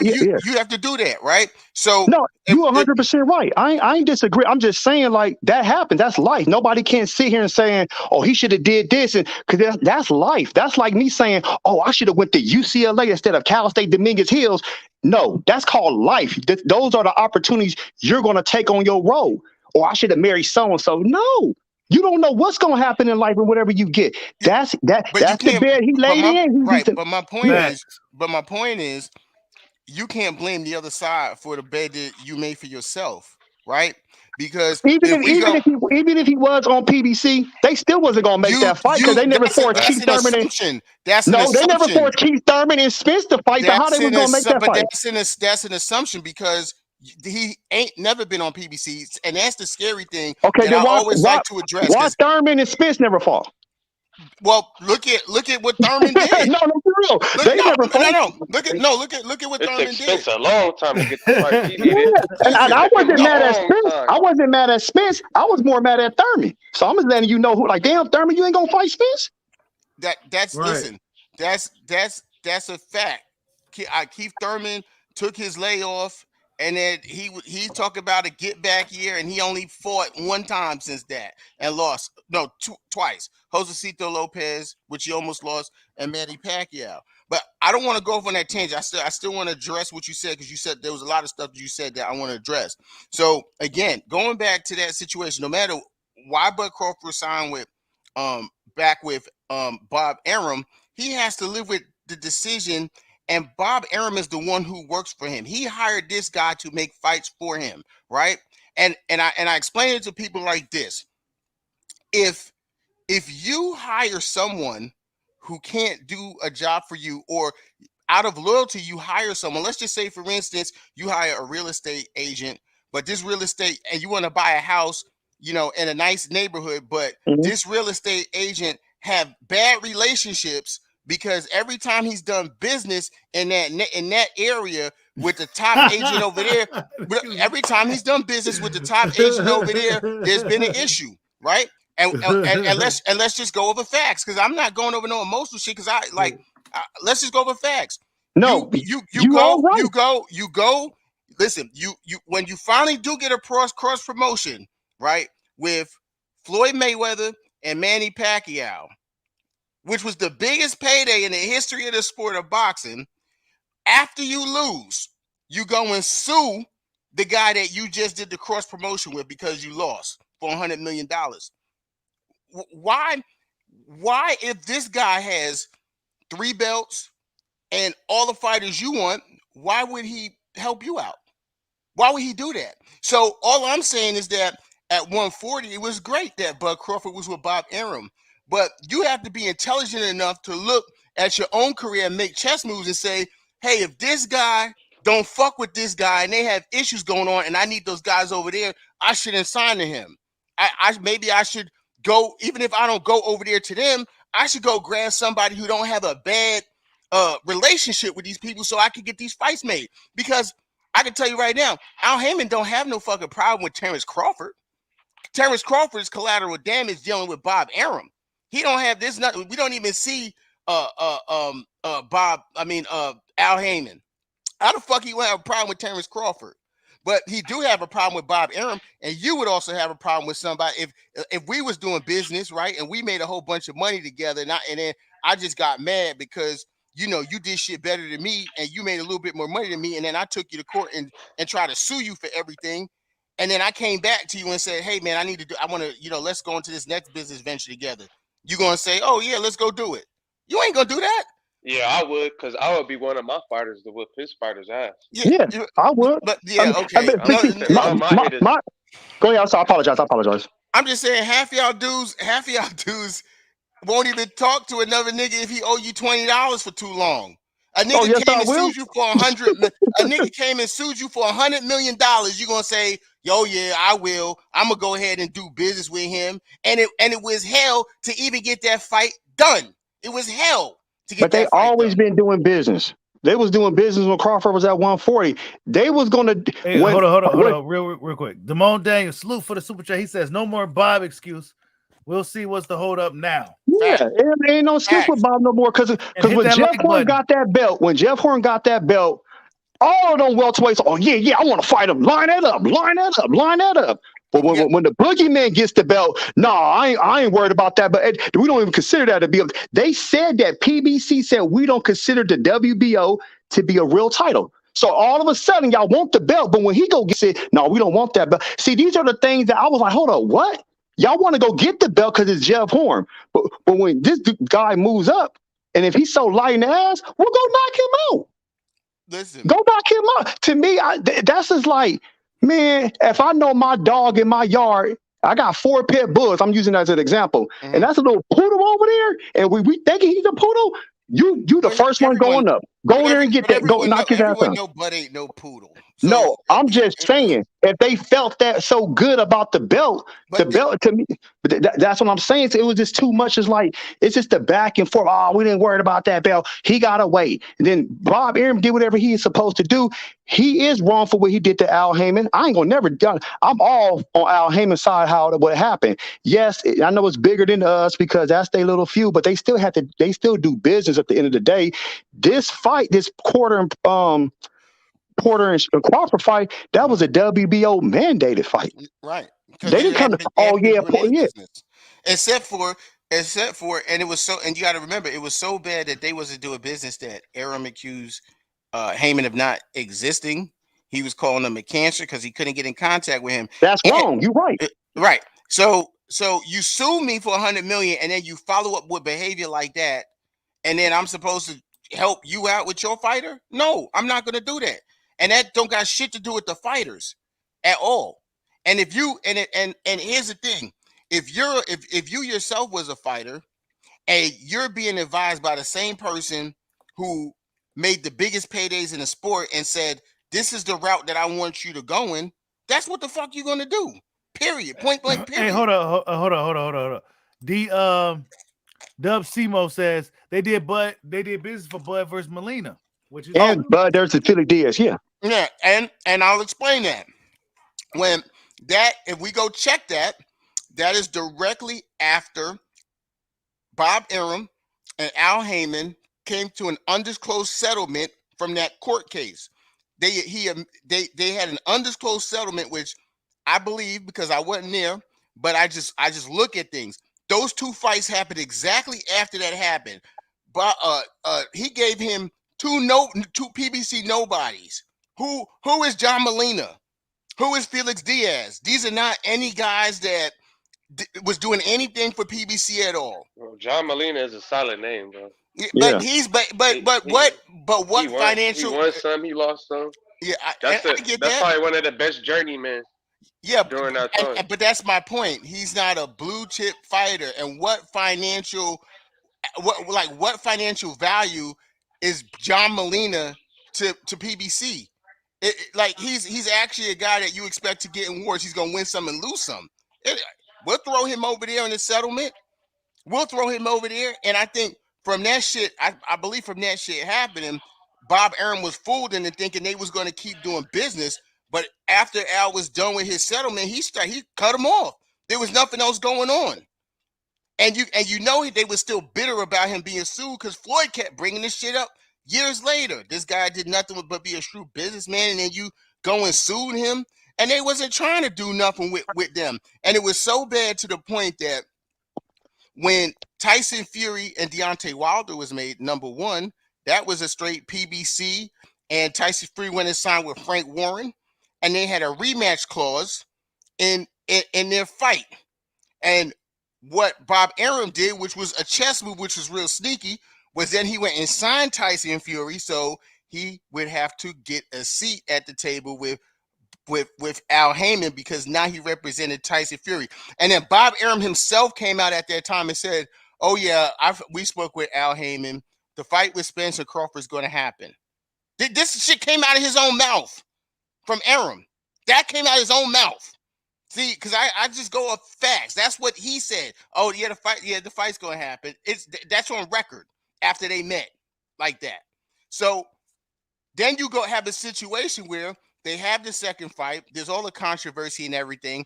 And now the second time that you're in a cross promotion with this cocksucker, you're going back to court to try to get a fight that's already signed. The second time you're doing a fight with this cocksucker again, you're back in court. So you're telling me that you're going to continue, or you're going to be proactive on trying to do business with this guy at all? You're not. No one would be doing that. No one's a glutton for punishment like that at all. And these are all facts. This got nothing to do with no emotion, because these are things that I'm explaining to you that actually really factually happened. So at this point, why I say it's up to Bud to make the fight. And here's my logic on that. Bud Crawford is now a free agent. My belief is when Crawford signed a deal with ESPN and Top Rank, you got to remember, Top Rank had a contract with HBO. HBO retired from the sport of boxing. Top Rank had no financial backer. PBC ran and got a deal with Fox, and they already was with Showtime. Eddie Hearn ran and got a deal with The Zone. Top Rank ran and got a deal with ESPN. I work for a major cable company who owns a big network that everyone knows. I know how this shit works when it comes down to budgets and how these executives negotiate shit. I know how it works. You don't go into one of these executive offices that's going to give you a budget of $200, $300, $400, $500, $600, $800 million to throw fights on a network without a business plan. They're not going to give you no money like that. They're not going to say, "Oh yeah, you're Top Rank, you have fighters, here's $800 million, go make these amount of fights over 5 years." They want to know who your fighters are, how much viewership they have, what their ratings are, and all this stuff. And they went and Bob Arum took that deal from ESPN for preservation of his own company, Top Rank. Bob Arum was in so much trouble with Top Rank back at that time. He ain't even the person who's financially responsible for Top Rank no more. He sold some of the company. They have financial issues. Yeah, they almost got bought by The Zone. Right. They have financial issues. So when he got the money from ESPN, he promised ESPN the Spence fight with Crawford. They gave Crawford all of that money because they expected Crawford. The plan was to sell pay-per-views on ESPN Plus. They was putting Lomachenko on ESPN. They was putting Crawford on ESPN Plus. Those subscriptions were supposed to, those monthly subscriptions from ESPN Plus were supposed to help for the money that Crawford was making. People weren't buying a subscription like that. And then the pay-per-view wasn't selling. And then when the heat turned up on Bob Arum from ESPN, like, "Yo, this is what you told us. Where's our fucking money? You gave Amir Khan all this money and we ain't getting no money back. What's up? Where our money at?" And they put pressure on him. And you know what his bitch ass did? He went and threw Bud under the bus and said, "Oh, this guy's not a draw. He should be glad if I take it back on. I could have sold the house in Beverly Hills," and all this stuff. And the problem was he was under pressure by ESPN to make the Spence fight for ESPN. I'll prove it to you. When Travis Crawford came up from 140 before he even fought Jeff Horn, and he was on First Take, they asked him, they said, who's that special fighter, that guy where we could get a super fight? We think it's Earl Spence. Nah, it's Keith Thurman. I remember that was the week of the Triple G Canelo fight. I remember that, yeah. Yeah, and I'm not saying he's saying that because he's scared. I'm saying this in regards to you understanding what was going on with Top Rank and ESPN. They were trying to promote the fight From the moment he was going to get on ESPN, they was bringing up Errol Spence. ESPN was doing this. Fox never even did this. ESPN was doing this the whole time. Well, Keith Thurman is the best. He the king. That's what he said. Well, we say Spence is special. Well, how you say that? The eye test. Well, the eye test could lie to you. That's what Buzz said. The first going into the Lamont Peterson fight. Hey, hold on, real quick. Salute to Obsidian, the line of code keeper for the super chat. He says, Bushido, you never let me down. This is a great conversation. Best boxing channel. Both of y'all got good points, but if Spence don't fight, give up the straps. Salute to you, man. Much love. I could agree with that too. Bro. They need to fight. Yeah, I'm loving this though. I'm loving it because it's all we talking some good stuff. Keep going. I'm sorry. Yeah. So now we go into go ahead. I'm sorry. Hold on 1 second. He asked me the question. Quick question. The guy who's writing for Spence, do you have a YouTube page? Because I rocks with you, you know, because I'm a Spence guy too, but I just Loyal to the Game Boxing. Yeah, Loyal to the Game. Y'all go subscribe to Loyal to the Game Boxing and go find Loyal to the Game Boxing on Facebook. I'm the equivalent. Well, I'm not as great as Bushido boxer. He's great at what he do. But I'm saying in terms of personality and how I represent Spence is like how he represent Bud. It's not all of this other, 60 and this. I don't do that. Like no agendas. No. You know, for me, he cool, man. For me, like I do rock with Spence. I just think like the hunger ain't there anymore. So, but I am a Spence fan. Don't get it twisted. It's just that he moving kind of crazy. Thank you. Me think. Yep, that's pretty much it, man. No, I want him to. But I'm a Spence guy. It's Team Spence all day, though. For me, that's just me. It's Team Spence all day. I appreciate that. And I want Spence to do good, and that's my thing. It's like I want him to do his thing because, he's a fighter. You like go do your thing. My thing is this: you got to be careful because I keep saying this, and I'm gonna say it one more time. You don't fight Crawford, Boots is knocking on your door. Yeah, facts. Yeah. So what you going? So you got another person right there, and I'm not saying Boots can beat him right now. What I'm saying is he's there. Ortiz is right there. So now you got more. It ain't Crawford no more. You got more opponents that's saying what's up. And if I'm keeping it 100, that's to me. That's what has Spence back against the wall, and that's why the fight. I can give you a virtual dap. That's why the fight's going. That's why the fight is going to get made, right? But here's what I'm saying. We go back to Lamont Peterson. And when Spence went his first time on ESPN, they did the same thing to him, if y'all remember. They asked him, Spence said Keith Thurman, Max Kellerman provoked Terrence Crawford. That was the agenda from the whole time with ESPN, was to Bob sold him that this was going to be a huge fight. Like he's a good, slick talking liar. He sold it's going to be a huge fight, like Mayweather Pacquiao. Him and Al Heyman is cool. They just did business with Felix Diaz and all that, and he saved his company. And that is the reason why he would never bend from 50-50, because that is what he sold ESPN. And you got to also remember, ESPN and Fox are rivals. Those executives are not going to say from ESPN, like, yeah, we're going to give Fox 60-40. They just lost fucking Skip Bayless to Fox. ESPN First Take is taking a shit compared to Undisputed. Those two corporations is constantly at a clash with each other. They're each other's direct competition. Bob Arum could not take anything less than 50-50. That's why there was no negotiating. There was no nothing when any number came up. And all I'm saying is that Terrence Crawford signed with Bob Arum. He has to sing the same tune as his promoter. He has to. Bob Arum can't say it's 50-50. First of all, Bob Arum's the one making the fight. He can't say it's 50-50 and then sit and Terrence Crawford say, nah, I'll take 60-40 or 55-45. Even if he just said, I want to go beat this nigga ass and I'll take it. That ain't going to happen because it's the money is not on him and he don't have nowhere to talk because he lost the money. Terrence can't say shit because the fact is they're losing money on him. So Bob is like, we have to recoup all the money. It has to be 50-50. And I think at this point, ESPN understand the fight just ain't happening. So they're moving in a different direction. Bob is trying to sell them Josh Taylor and said we'll make the fight over there in the UK and we'll have a 1.5 million pay-per-view buys. Let's be honest. Canelo Alvarez just did 700,000-800,000.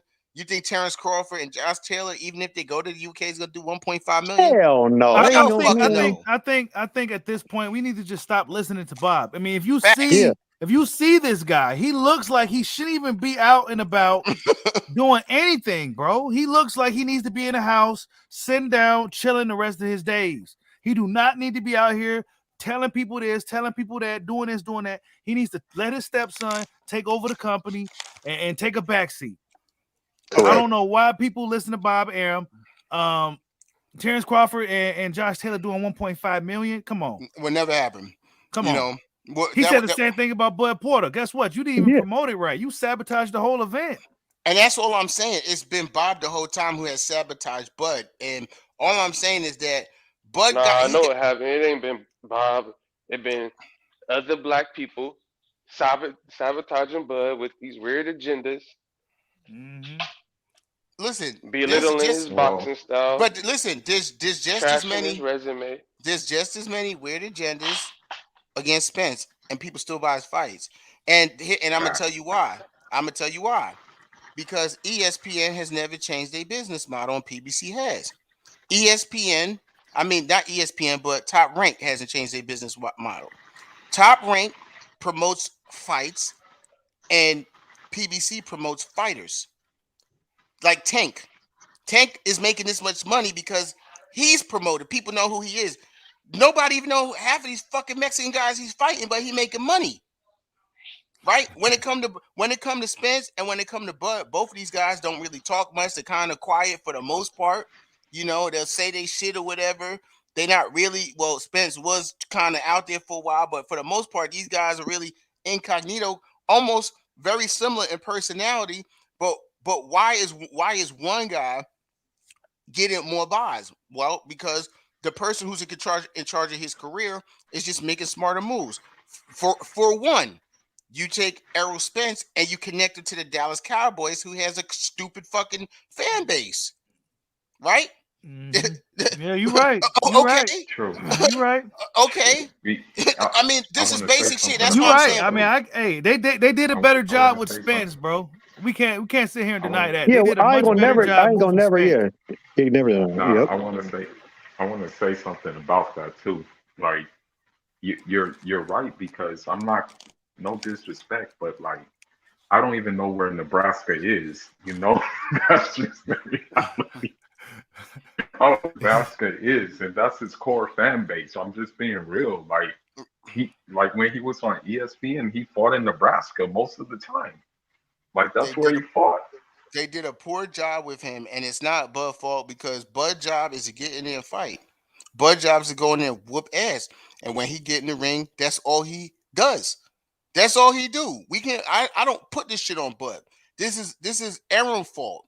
And what I'm saying is, the part that I put on Bud is, now that you not under this dude's thumb anymore, you just gotta be real, and you gotta deal with shit real, and you gotta eat certain shit. You gotta be like, hey, listen, I know I'm fuck niggas up. I know I'm the best in the world, whatever the case may be, but my numbers is kind of fucked up. My business is fucked up. So look, let me hire somebody who's gonna broker me the best deal so I can make this fight, because regardless if it's 60-40 or 55-55 or whatever the case may be, this is gonna be the biggest payday for me and the biggest payday for this guy. And if you broker the right deal, you give Spence a rematch clause, because if I beat his ass, right, we get a rematch clause, and then I get the lion's share. I'm the man after that. And this is the part of Bud that I have a problem with, is that his ego is bigger than his will for his own career. Because Floyd Mayweather, when he was in that situation, Floyd Mayweather had more accolades than the Arturo Gatti. Floyd Mayweather was a pound-for-pound fighter. Arturo Gatti was never on a pound-for-pound list. Floyd Mayweather went through multiple weight classes before he got to 140. But when he went to go fight with Arturo Gatti and he never fought on pay-per-view, he got less money. He accepted it because he wanted to get on pay-per-view. That pay-per-view did like 340,000.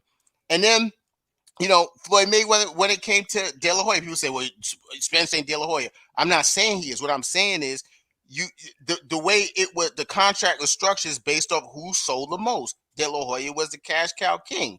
I'm not saying that Spence is the cash cow king, but compared to Buzz numbers, he stands in that position in the negotiation.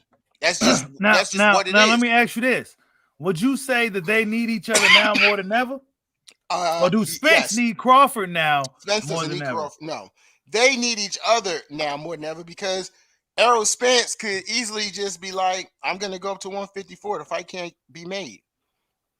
I mean, people watch Spence. People buy his fights. They need each other. They need each other. You know what I'm saying? Because I'll be honest with you, if he ain't gonna fight Terrence Crawford, I wouldn't be standing around there waiting for no Jerome Bruce Ennis. I'll get the fuck up out of there. Exactly. And that's what I'm saying. Hey, that's what I'm saying. They have to fight. No, that's a good point because in my personal opinion, they will vacate before they mess with that smoke. I'm just being real. Me too. Fact. He's getting better. That's a scary thing. I think Crawford will fight him. Yeah. If he puts up himself, yeah. Yeah, I mean that would be a huge fight, but that ain't the fight we want to see. The fight we want to see is between these two guys. And all I'm saying is that Terrence Crawford just gotta kind of eat it and be like, yo, Bob fucked me up. Now, do you think Crawford right now, needs to take the 40%? I would if I was him. I can't tell him what to do. No. Go ahead. I'm sorry. I wouldn't tell him what to do, but if I was him, I would. I'm gonna tell you why. And this is gonna show you that I'm not biased. If I'm thinking as Terrence Crawford, I'm gonna say, damn, this dude Spence ain't been as active lately. This is gonna be my biggest payday. I in my heart, I know I could fuck him up. So he came off the accident. He said he want to fight. Fuck it. Let's just do it. Let's get a good deal done. Let's just do it. So I could fuck. If you could fuck somebody up and you gonna be the man. Period. After you fuck them up, why not just go do it? It might happen. It might play out this way now, though. Now that Bob is not involved, facts. It might play out this way. Facts. Everybody, we on the same page because what I was about to say, being unbiased, I feel like now since he's the free agent and however they negotiate a contract, even if it's a one-fight deal, they can say this is between us. They don't need to know who getting paid. We just gonna get the figures out. We do what we need to do, handle business. Because at the end of the day, it doesn't matter who getting 60, 40, 70. The fans want the fight because we ain't getting none of that money. Nope. That money ain't coming to us. That's going to them for their hard work and labor they're going to put in to get into that ring. So if he does take it, for sure. All I feel, if I'm not his manager or none of their managers, have something in contract. Just being smart now, which I know they're gonna probably do now. Like we need a one-fight deal. I don't know what they're gonna do. This has to be like this. If it's 2 fights, you got to give me this type of fight next. If not, the contract must expire. Because he shouldn't have to sign no 3, 4, 5 contract unless they say we will give you these fights in promise. That needs to be, in the stipulation, that strict stipulations. A lot of people don't understand that because he's 34 now. Spence be 32 in January. Right. So Spence has a little bit more time, which is cool. But the thing is and if somebody lose, no problem. Rematch. Ain't nobody gonna be laughing at nobody. That's called fighting. Tommy Hearns is one of my favorite fighters. I mean, really, Crawford and Spence can finish it off. Fight each other. Crawford probably be done. To have a series of fights, depending on how they play out. Right. You know what I'm saying? And they're getting older. You know what I'm saying? They got to do this shit within the next 2022 is when this fight has to happen, bro. It got to happen this year. It has to happen. 2022. Yeah, it has to happen. It has to. There's no more waiting for it to be done. And I agree with that comment, Tyrone Robertson. I feel they should do a 2-fight deal through a rematch clause. Thank you, Tyrone. Thank you. That would be the easy. Listen, that would be the it's not saying because I feel Spence will win, or you feel that Bud will win, we have to just be like, arguing. Nah, it should be this. Nah. If we want to see the fight, I'm just being real. It's like, Bud, your numbers are lower. I think MTK Global, or if he hires them or whoever, need to have a different type of talk with him than Arum was doing, because Arum didn't have his best interest at heart. Arum had a dick measuring contest going on with Al Heyman, and it made Bud collateral damage. That's what happened. And Bud had to follow what Arum was doing. But it got to be 50-50 my way.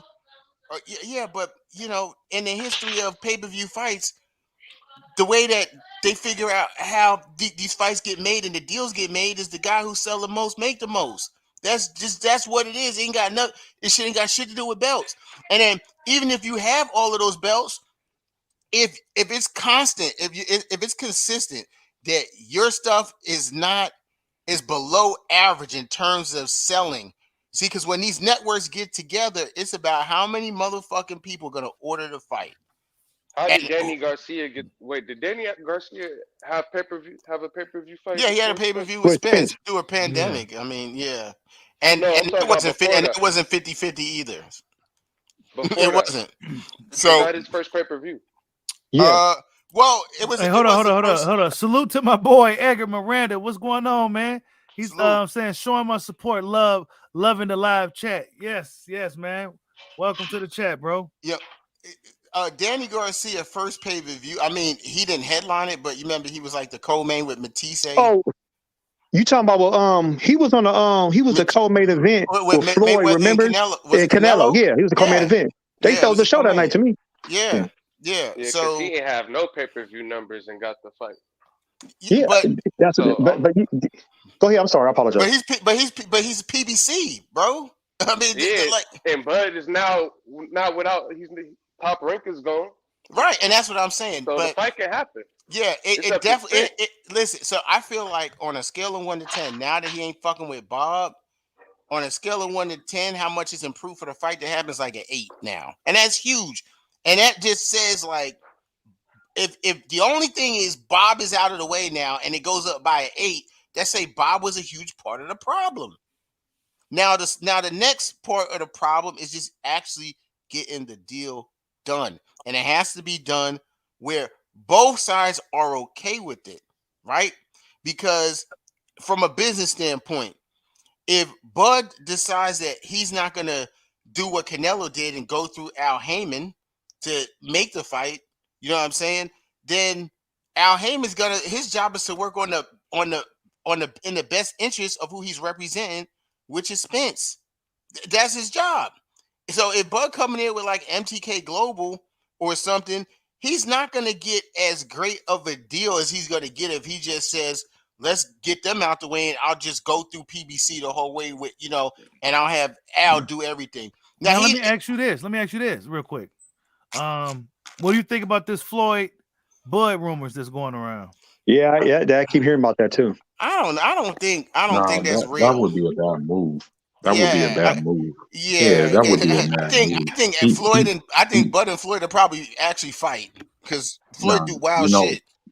I don't think he'll pull that with Crawford. Nah, he likes Bud. That's what I'm saying. He respects him as a man. He ain't gonna treat him like no child. Right. I don't think he go. I'm not saying it's the best move. I'm not saying it's the best move. He should go do it. I'm just saying. Right. I'm not saying he should go do it, y'all. So I think Floyd Floyd's the type of person. He's all about marketing, and him. Oh, if I got him over here, of course he's gonna be. I'm like Pretty Boy when back in the day. He's a little burger than me. Right. And I put him on the two. He gonna do that. I mean, but I'm not saying he should do that. But he likes him though. You know what I'm saying? So he does. But going back to what you were saying, it's best to stay free agent and try to work that 2-fight rematch clause with. Go through PBC Al Heyman. Hey, Al Heyman, we could go directly with you. We're gonna deal with you only. That's my personal opinion, but they're gonna do what they want to do anyway. Facts. So I agree with you. I'm agreeing with you though. Yeah. Actually, facts checks, Bud might be worth more than Arrow right now because they was worth about the same if you go to the net worth. If you go by that, Bud was getting $3.5 million per fight. Yeah, Arrow was getting money too though. So I mean, I don't know. I say keep that shit behind closed doors. Honestly, Yeah, behind closed doors. I we don't don't even care. really need to know who's getting what. Just tell us it's 50-50 and just get the fight on. The You don't even got to fight really needs to be be announced 50-50. out of nowhere. It needs to be announced out of the blue. Yep. Like the Pacquiao Spence fight was announced. Like, what the hell? Yep. Yep. Right. And it just need to be out of nowhere. It probably will be happening, man. I mean, boxing needs that fight. We already got the Wilder Fury saga done. We need this fight now before we lose it. And the reason why boxing needs this fight is only because this is going to set the precedent of we can get a Shakur Stevenson, maybe a Haney type of fight in the future. I'm just using that as an example. So they won't feel like, okay, when we get a chance to fight, we're going to go through the same thing. It can make the doors open up a little bit more, saying like, you know what? They be making these fights. We're going to humble ourselves to make these fights. Talking about the networks. Mm-hmm. That's what I'm saying. So if they can do this, because look at the Wilder Fury, everybody got their money worth. It's like, wow, regardless of Wilder loss, I know I was going for Wilder, don't get me wrong, but at the end of the day, we still that was some of the best fights, man. I ain't gonna lie, especially the last fight. That was fight of the year. That's fight of the year right there. Easy. Yeah, easy. So my thing is to give the fans, because we the ones that's paying to go to these fights. We're paying for the cable subscriptions, the apps. It's us. It's our hard work and money. So we deserve that at the end of the day. We all deserve this. You supporting your YouTube channel, Loyal to the Game, Bushido, everything y'all do, the content y'all get put out. Y'all don't have multi-million-dollar contracts like Stephen A. Smith and Max Kellerman. And I'm not knocking them, but I'd rather listen to y'all all day than them. My wife asked me this morning, because she heard you, Bushido, she was laughing what you was saying, because I came home from the gym and she was getting ready for to work, whatever, and I'm getting ready for to train some clients. So she was just saying, like, baby, you always love listening to this. I say, but you know what though? I'm gonna always respect them where they coming from, because the content they're putting out is throughout the day. These people can get on TV for less than 40 minutes, say something for 6-7 minutes, and walk off to the next day. They got millions already. You are trying to get there, so I'm gonna support y'all. Facts. And they're also gonna give you a narrative that they producer who don't know shit about sports is gonna give them to give us. Thank you. The thing is about the media TV, unfortunately, they're also protecting fighters too. That's the problem too. They're protecting fighters. We should have been had Devin Haney versus Lomachenko, but dudes like Chris Mannix and Max Kellerman, you don't need to fight him. They do a good job of doing that. You don't need to fight him. And Teofimo and Devin Haney, we should have been had that fight. That should have been the next fight we had to settle the undisputed. But let ESPN tell it. Speaking of all that, let ESPN tell it. Oh, Teofimo, you're already undisputed. You don't need to fight him. Chris Mannix is speaking of that, I seen a video. I forgot who showed me that shit. Well, Boo Boo Andrade was his mom. I think it was his mom. Yeah, I saw that. Was going in on Eddie Hearn. Yeah, I saw that. Yep. Yeah. No, she pulled Eddie Hearn's card because look, as soon as Eddie Hearn got Canelo, all the other fighters took a backseat. As soon as he signed them to those one-fight deals and he started working with Canelo, all those other fighters took the back seat, and he was just off of Canelo's meat so hard. He didn't even give his own countryman hope in beating Canelo. He straight out said before the fight, when Canelo beats Billy Joe Saunders, then we have to look at what's next for him and stuff like that. I'm like, damn, he ain't even giving him a chance. I'm like, and if y'all notice when Boo Boo was calling out everybody, right? He's calling out everybody. But Eddie Hearn, wants all the you smoke. notice these guys, they only say certain names. He's not saying Canelo. Eddie Hearn's not saying the Canelo fight or the Triple G. He's saying Charlo, and like he's not. Obvious, they all do the same thing. I hate to say it, bro, and I've said it on my channel. Boxing has a Negro League, bro, where they want the brothers to cancel each other out, but they don't want to like put the brothers against their guys who share ambiguous complexions. As soon as they start talking who he beat, it's the protection. Thank you. You know, Facts. Shakur Stevenson is in the Negro League because Bob Arum ain't gonna let him fight Valdez, man. He ain't. He Oh, just you already not see, gonna. yeah, you see what's You going on know, right now in the vet days next. Shoot. Now this new Cuban cat coming up, David Morrell, is in the Negro League. Eddie Hearn won't let him fight John Ryder, who Yep. gave him a good fight against Wow. Callum Smith. You know, and that's his mandatory, mind you. So he John got Ryder, his that's a good fight for membership. him. I Hell know. yeah. Hell Good yeah. fight for him, man. Hey, did you hear Won't the let it rumor happen. about Boo Boo and David Benavidez might fight? I heard something Well, about actually, I'm actually in contact with Boo Boo's people, and David Benavidez wanted to give him peanuts to fight. So if they can negotiate something better, then Boo Boo will be more than happy to get in the ring with him. And that's another narrative that these Canelo fanboys mostly throw. Why don't they fight each other? They're ducking each other. Right. Man, Right. cut it out. All right. Well, guys, Cut I it out. gotta roll out. I gotta go pick the wife up, man. But I appreciate y'all letting me come on. I'm gonna You know, subscribe to you, bro. I I'm definitely definitely gonna appreciate you. Me subscribe too, to you. man. Me too. Yeah. I Y'all go appreciate subscribe you to guys, Loyal to the man. Game Boxing and go find And him going on to the game, Facebook I too. appreciate your knowledge, everything you drop. You know, we disagree on some things, but that's okay. Yeah. I still appreciate you, brother, because it's always good just to, build with somebody. That's all I care about. Likewise, man. Salute to you guys, man. And subscribe. Stay loyal to the game. Yeah, I'm man. out of here. All right, bro. Peace out. Peace. But yeah, No, you guys. that's good. I mean, Bushido, like I said, your channel, man. I love everything you doing, man, because you keep it, unapologetically black. Like you just keep it real, rugged. Like a lot of people don't do that. I gotta lean over here. No, like just everybody can, speak their facts. I mean, a lot of people don't want to do that because they feel like, I'm not gonna say nobody channel, but I need to have 80K subs by next year. So if I keep this agenda going, it's like, okay, but you're not being true to yourself. Right. That's the thing. I mean, it's my almost thing like is this, bro. We all see the same thing. We are all witnessing the same thing. We may have different takes on it, but at the end of the day, we all are seeing the same shit, bro. You know, and I'm just calling it exactly how I see it. Well, the thing is, this is the thing about the whole boxing, the boxing world.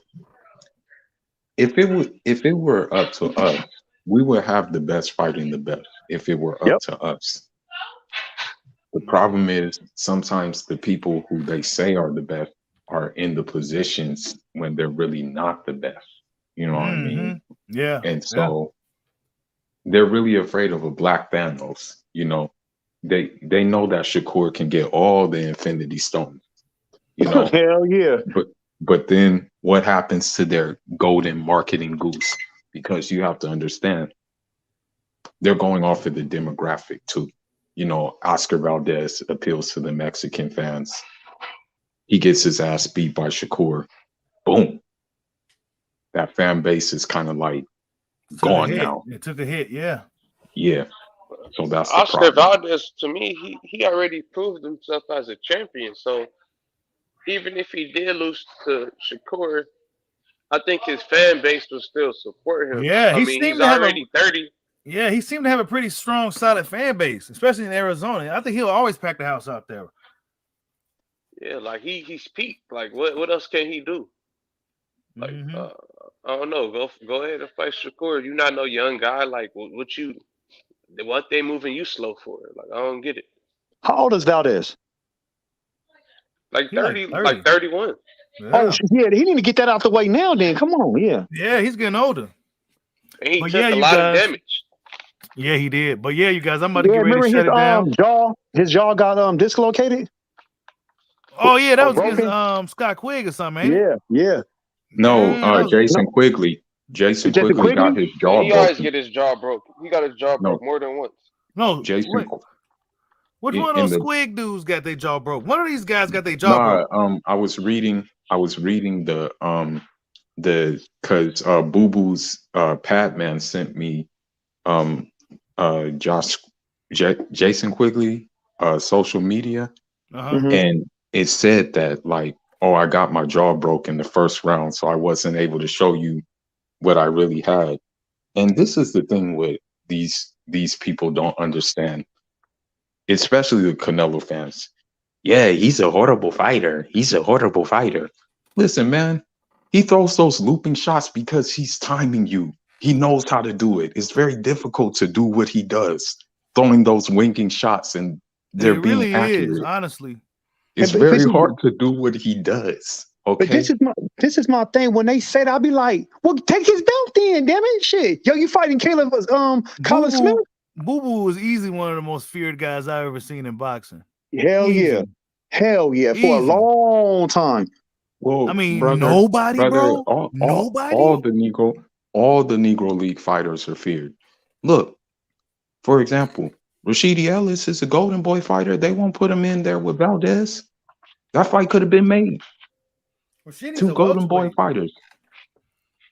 Two Golden Boy fighters. Who you talking about? Ortiz? Put Rashidi in there with Ortiz? Yeah, he could have been in there with him. Yeah. They won't make the fight. They won't make the fight. You're right.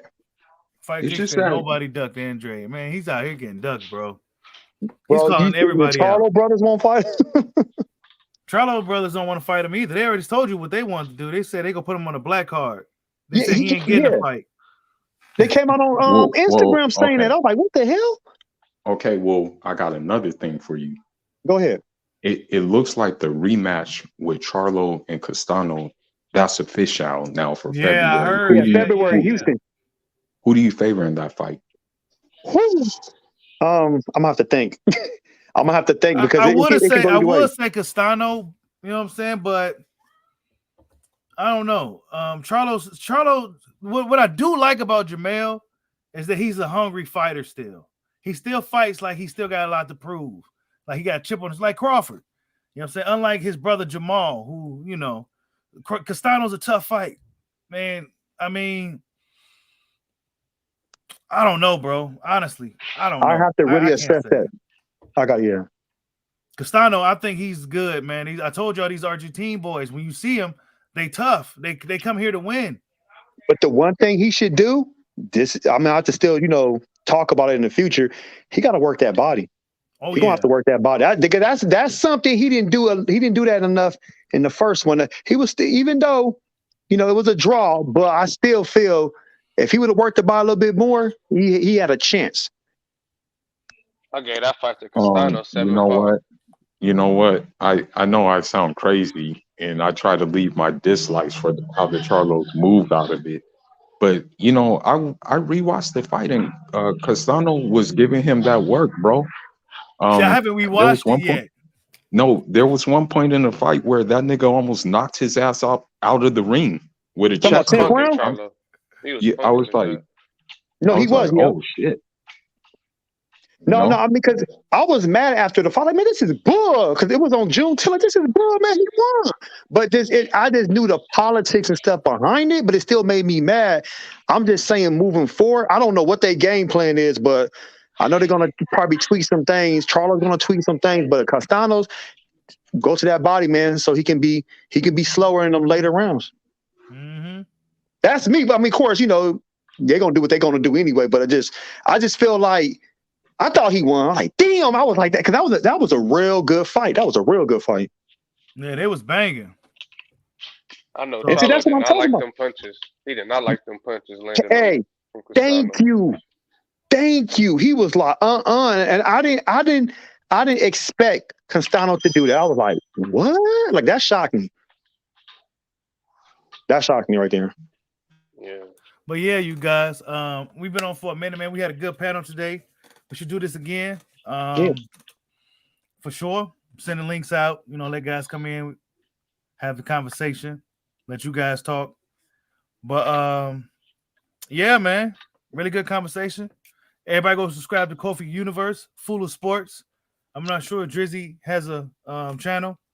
No, I'll just be in the chat. Okay, but yeah, I always see Drizzy and stuff. He cool as hell, man. Cool as hell. Yeah, all day. Thanks, Full of Sports. Go subscribe to Full of Sports. Go subscribe to Kofi Universe. Hey, that's my boy right there. I've been knowing him since 2005, man. That's my boy right there. Full of Sports, man. He put me up on the Philly mixtape game. If it wasn't for him, I wouldn't even know about Meek Mill as a battle rapper at that time. I ain't gonna lie. I give him all the credit right there. It's him. Since 05. We got receipts. Tell him, bro. Yeah, man, them Philly mixtape rappers used to be Bro, we busy. used to have so much fun. We used to be driving, laughing. We did all kinds of stuff out here in LA. But yeah, Facts. man. Thank you guys for stopping in, man. Get up out of Yeah, here, no man. Peace problem. out. Thank All you. right. Everybody have a blessed night. All right. Peace.